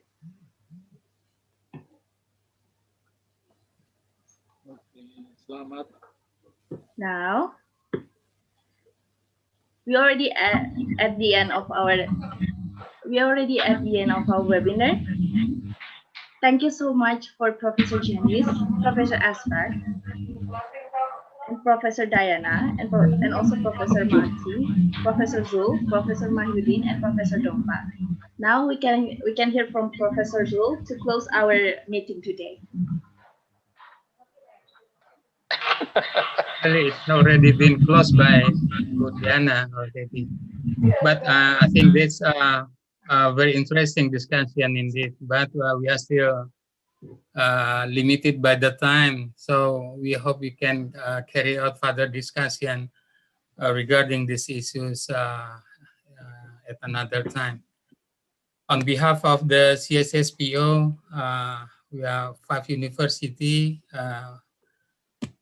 Universitas Sumatera Utara, Universitas Jambi, Universitas Maluku Saleh, UPM Malaysia, and Prince Songkla University Thailand. I would like to thank distinguished speakers, Dr. Jenis, Prof. Aspa, Budiana, and Prof. Martin Kaim for the very interesting presentation and views on the various issues discussed earlier. Thank you very much. Assalamualaikum warahmatullahi wabarakatuh. Waalaikumsalam. See you. Thank you, Pak. Thank you, Prof. Okay. See you. Thank you very much. Okay. Congrats, Mir. Pak Zul. Thanks. Ya, makasih. Thank you. Makasih, Pak. Okay. Ada Pak Terima Bayu. kasih Pak Natipupulu. Thanks Okay, for everyone. all. Thanks for all. Cynthia menutup. Okay, everyone. I'm going to close Thanks this for meeting all right now. from Indonesia. Okay, everyone. I'm going to close our meeting today. I'm so thankful for all of you to join our meeting today, and thank you so much. And I hope you got all of the useful information from us. I'm sorry if there was any mistake that I made. See you on the other webinar. Good day, everyone. Stay healthy and be safe from COVID-19. Have a nice day. Thank you. That's the end of our meeting today. Terima kasih, Terima kasih. Martin Kaim, Prof. Aspak. Terima kasih. Thank you very much. Terima kasih Pak Mayudin. Pak Mayudin, thank you. Thank you very Jenis, much for thank coming. you. Also Dr. Masri, Dr. Kaim, Ya. thank you very much. Pamit ya, Aspak, Pak. thank you very much. Thank you to Ntar dulu Bu Adelaida. Diana, konsumsinya lagi disiapin.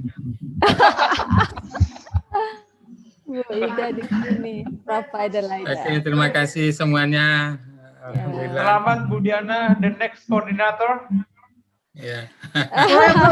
Forever coordinator. Forever coordinator. No. Forever and ever lah. No. I saw something on your face. It's a kind of vector face, you know. Yeah, I mean. Lega. Tadi Cynthia, anunya you do presensinya great. nggak Rani diedar juga, kan? Rani. Thank you, Ada, Rani. ada Prof. Tadi ada Ada ya? presensi. You're welcome, ma'am. Di akhir. Oh, di akhir. Terima kasih, Cynthia. Pamit Thank you ya. so much. Bu Mawar. Pamit ya, Yogil. makasih semuanya. Thank you, Cynthia. You're welcome, ma'am. Thank you so much for inviting me. Ada to- presensi sudah. Saya nggak presensi. Telepon ya? Aku nggak dapat.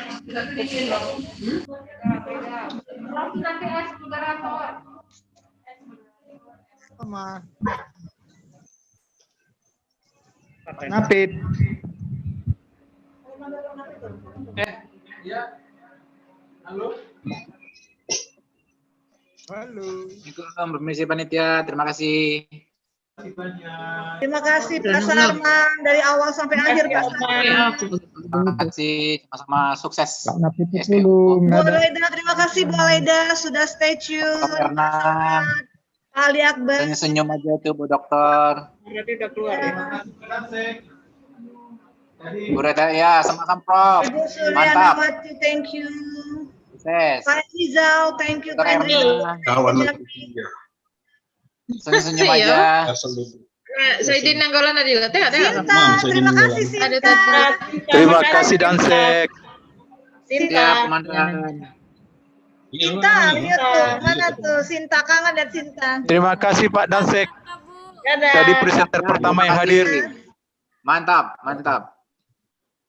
Thank you, thank you. Terima kasih kepada Ibu Wadek 3, Ibu Ardianingsi, Bu Naning, terima kasih. Stay tune. Mana Pak Saidin? Ada Pak Saidin ya? Nggak lihat. Cinta kita. Untuk mahasiswa Ibu, mahasiswa yang tersayang semuanya, terima kasih. Pak Elwa, terima kasih. Semua mahasiswa, terima kasih. Pak. Iya Pak, nanti Asna nasihat hati juga baca. Mohon maaf Pak. Pak Sadubis. Bilang ini, kemudian kalau perlu mohon dikasih nasihat dari bisa mohon. Pakai kacamata, kacamata. Ayo B. Oh, udah, yang belum. Absen. Bikin absennya itu. Makan siang di mana nih makan siang? Walaupun adanya di ruang senat. Makan siang di ruang senat ya? Sek, di ruang senat. Datang sini. Ditunggu. Aku udah baru makan. Aku masakan ayam pula. Oke, tadi Tunggu di atas. Sek. Aku udah kenyang. Ada Sinta Greni. Sinta kabar. Robdom. Nampak gambar kita berdua. Robdom. Iya, Le. Kapan ke kampus, Le? Dari kampus ini sekarang. Di kampus sekarang? Iya. Perlu sebenarnya. Aku ruangan ya. Apa? Bawa tanda tangan ya? Tahu aja. Tanda tangan kosong, Prof. Kalau fisik kan pasti tanda tangan absen itu. Tanda tangan absen, Pak Dansek. Absen. PJ duluan. Absen rapat. PJ duluan. Itu yang kita kerjakan yang sampai malam-malam. Iya, iyalah. Ditunggu. Nanti kalau nggak aku suruh ya anggota ke sana nemuin Le. Di ruangan Le. Siap. Di ruang senat Le. Ya. Aman. Ya. Di. Ya, Prof. Jadi kita hari Jumat ya? Iya, Prof. Jadi kita Jumat. Bisa, Prof. Habis Jumatan ya? Iya, Prof. Udah ada lokasinya? Atau Sabtu? Lokasinya kita mau yang di lokasi yang di tempat kemarin yang diberitahu oleh Pak itu atau di mana lagi, Prof? Atau arahnya di mana? Kalau bisa karena Merlung, nggak ada yang Merlung ya? Di Merlung. Halo, bahas apa itu? Masih tamunya masih rame. Yo, tamu masih. Halo Bu Uni, apa kabar Uni? Apa kabar Uni? Alhamdulillah, Sehat? bahas apa itu mahasiswa? Tamu masih rame di situ. Keluar dulu. Mahasiswa. Itu bukan Iya. itu Dodi Alfa itu bukan mahasiswa itu Iya. orang hebat itu. Hai Dodi. Itu masih ada Dodi Alfayet. Iya Bu. Itu bimbingannya Uni ya? Dodi Alfayet. Bimbingan Uni ya?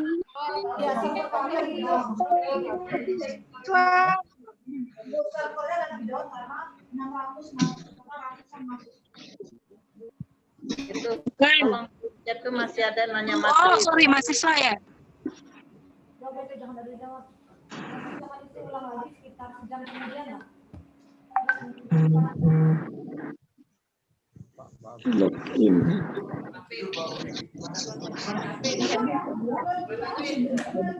Gina.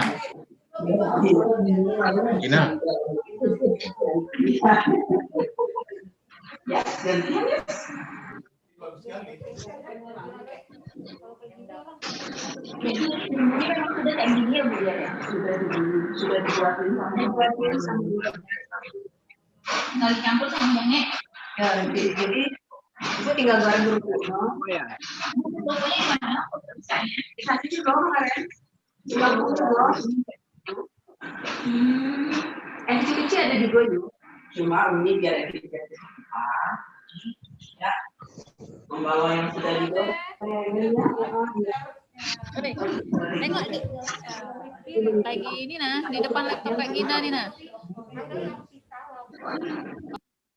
Oke, selesai saya kirim. Hai kesayangan, itu tamu masih banyak. Rembuan-rembuan, selesaikanlah dulu kesayanganku semua. Ini nunggu apa lagi sih? Nunggu makan. Gitu. Kalau ibu sudah memanggil kayak gitu dari sini tuh. Biasanya tuh. Nunggu apa, Be? Enggak marah, Nunggu dah. sesi 2.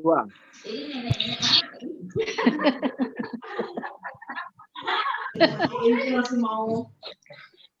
Kayaknya perlu Zoom sekali-sekali untuk ngobrol nampak.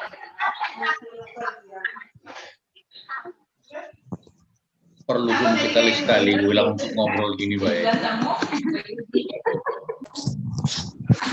Ngapain? Zoom ngomong. Di rumah aja. Apa, gue? Kita ngopi. Ah, tuh, ini bisa nak. Ah. Datang ke D3, we, kalau mau ngopi, ngomong. Kan lebih jelas. Padahal pakai Zoom, nggak bisa ngopi.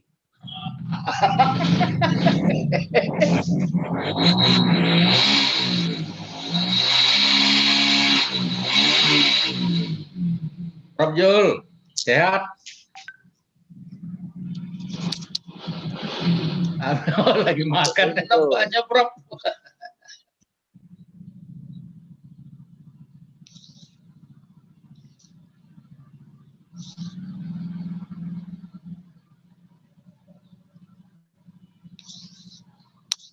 Mana yang bagi kopi tadi? Bisa, wah, ke D3, Prof. Ke D3 bisa.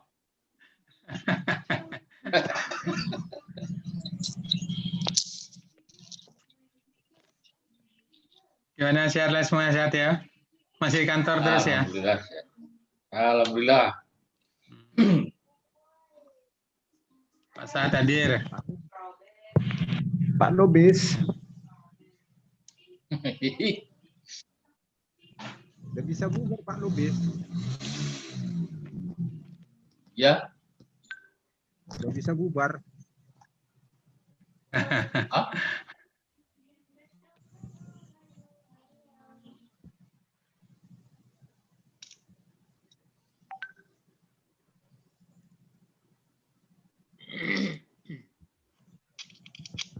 Oh, ngintip-ngintip, Nek.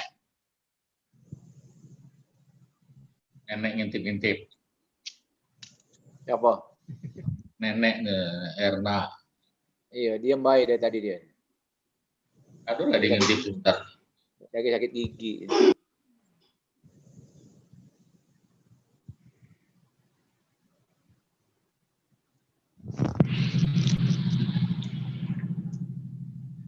Nyambung setengah 2 Pak. Ada direktur ketenagaan di rektorat. Oh. Lalu di Zoom. Kan tetap di sini? Hah? Tetap di sini atau bubar? Belum, nggak nyambung setengah 2 nih. Setengah 2 lagi. Tadi udah awal pagi tadi tambah setengah 2. Pagi deh. Iya. Selamat ya, sukses ya. Pak Arsyad Lubis. Iya, Erik.